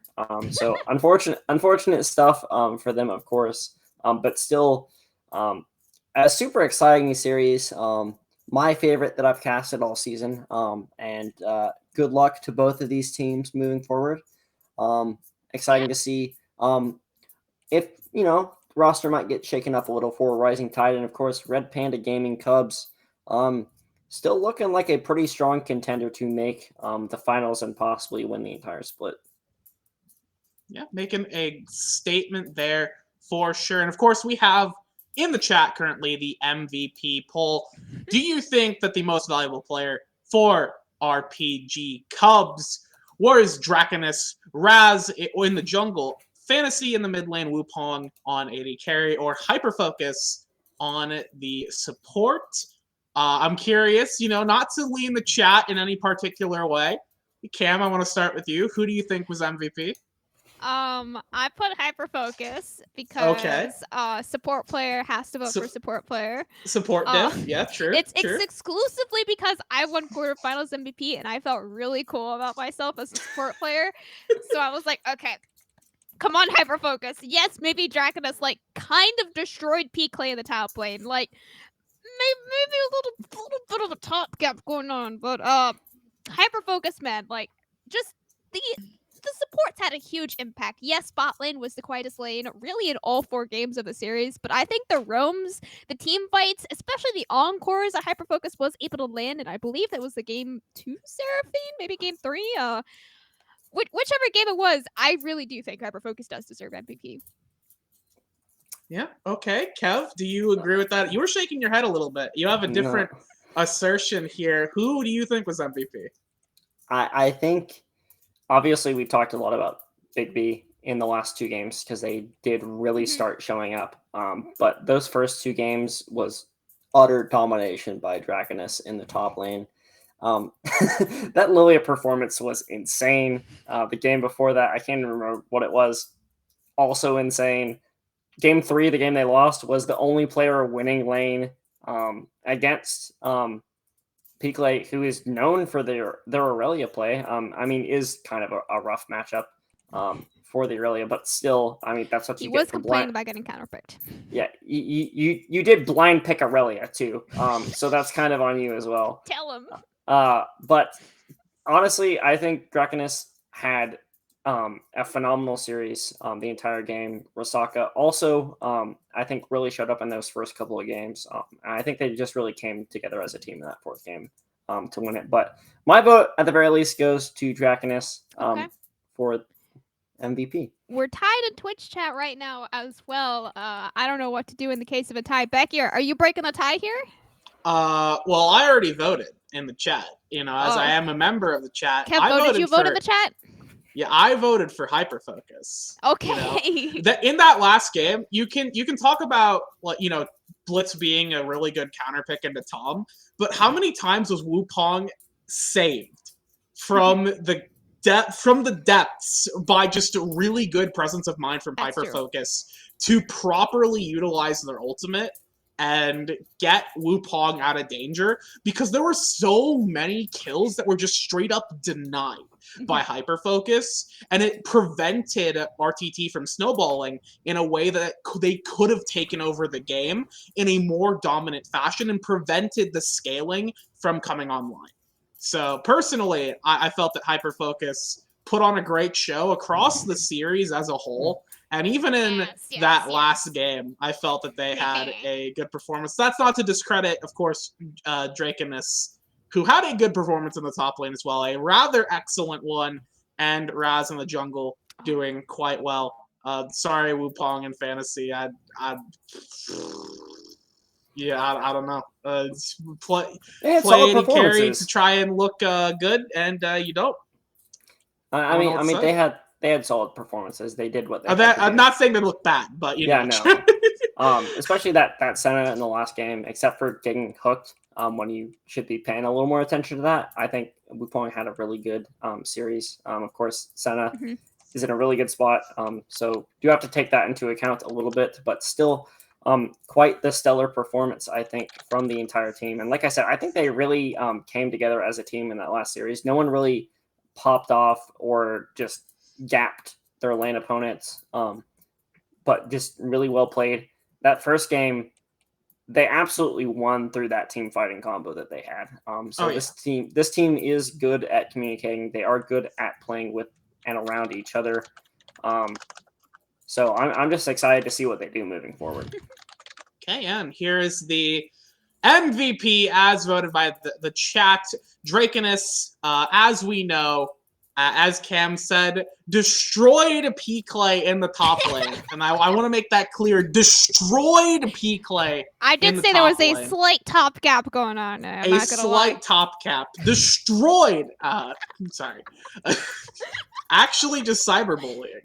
No, and this is more or less of like, oh, P-Clay is bad. No, P-Clay is really good. That's why Draken is performing well, was such a surprise and such a good thing for the side of RPG, and it's why Drakenus got the MVP. Absolutely. Because when you perform well against a good player, that's a good thing. And that showcases that you are a force to be reckoned with, and for the team did so much. Yep. And it should be interesting. I don't know. I guess that's all of our series, but one that we know about thus far. Cam, you got any updates on that for us? We are still waiting. Drakenus is popping off. He's very excited that I said he top gapped P-Clay. So we have we have TA Divine taken on CB Dragons for your top side semifinals. So unfortunately, NSG is the first Group B team to fall, and both of those series were 3-0s. This one was 3-1. The final series between TD Solar and CE Ghost. I guess it's still going. They're either in a very long 3-1 or they're taking it to 5 games. So my predictions are still standing. All of my predictions are correct for tonight. My pick'ems might be a little screwed up, but if Conduit Ghost wins in Game 5, my predictions hold 100% for tonight. So I'm excited. Okay. Well, we'll have to see how those games, whatever games are still going, turn out for next week. And we'll get a look at the bracket then. But for the time being, I believe that is all we have for the broadcast tonight. So before we sign off, Cam, do you have anything you would like to say to the chat? Anything you'd like to promote? I heard there's some cool duckies going on tonight, Saturday, or this weekend, Saturday, Sunday. Wow, the Duck Divisions on Camcom Twitch Television, Duck Divisions League. Wow, that's crazy. Anyways, yeah. I might or might not be making a team with ducks. Oh, literal ducks? I'm very excited. Oh boy, that's very exciting. Make sure you check that out. Of course, support not just amateur League of Legends, but wildlife conservation charities. Kevbo, anything you would like to say to the chat or promote for yourself, I guess? Keep picking Blitzcrank. That's all I have to say. That was super hype. Big B, shout out to my mans. I'm so excited that we got really a lot of spicy picks in these games. And really, I just want to say to all of our players that are left, keep picking things that are spicy. Keep picking things, of course, that you are good at, that you have practiced. Don't first time Blitzcrank. Except Blitzcrank. Blitzcrank, you're allowed to first time, but I will flame you for it. I will 100% flame you for it if you are bad. But yeah, keep picking spice. Keep pulling out everything out of your back pockets. I'm excited to see what you all come up with. And of course, since all of the homies are coming out, Yeah, my boy homies. Nar, me and him chilling. You killed him. It's all right. It's all right. That's it. For myself, I don't have anything to promote. But make sure you tune in Have a duck. through the rest of the week. I'm actually gonna check the schedule. I do not know what other leagues are still running. I think we have finals for VRS tomorrow. VTS finished on Fridays. You might have a Valorant stream tomorrow. I don't know how the Valorant leagues are still going. I know Wednesday Valorant League finished a long time ago, but I think Thursday we'll have League of Legends finals and potentially a Valorant semifinals. Yeah, let me pull that up. I pulled up the last split schedule. So I'm going off memory. I got it all memorized. You got okay, semifinals next week in Monday. All right. Well, there goes my friend. So yeah, Thursday. That is, of course, tomorrow. We will have the VRS League of Legends finals. It's starting at 6:45 for the pre-show, 7 o'clock for the games. And on the second channel, we will have the VLS quarterfinals start. That is for Valorant. So make sure if you would like to check those out, tune into those streams tomorrow. And of course, next week we will be having. On Monday, VAD semifinals. My team did not make it. We didn't do it. I couldn't do it for the Ducks. 100%. I tried. Conduit won. Okay. Well, we have our final. I was taking so long. The last game resolved. So yeah, Conduit won. Conduit won 3-1. Cam is 100% correct in predictions, and I am 100% wrong in predictions. I don't think I've gotten a single prediction right. It's in a while. It's been a while. So if I predict your team run, and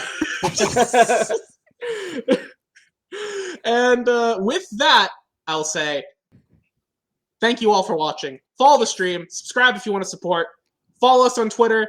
And everybody in chat, have a great evening. And tune in tomorrow for more League.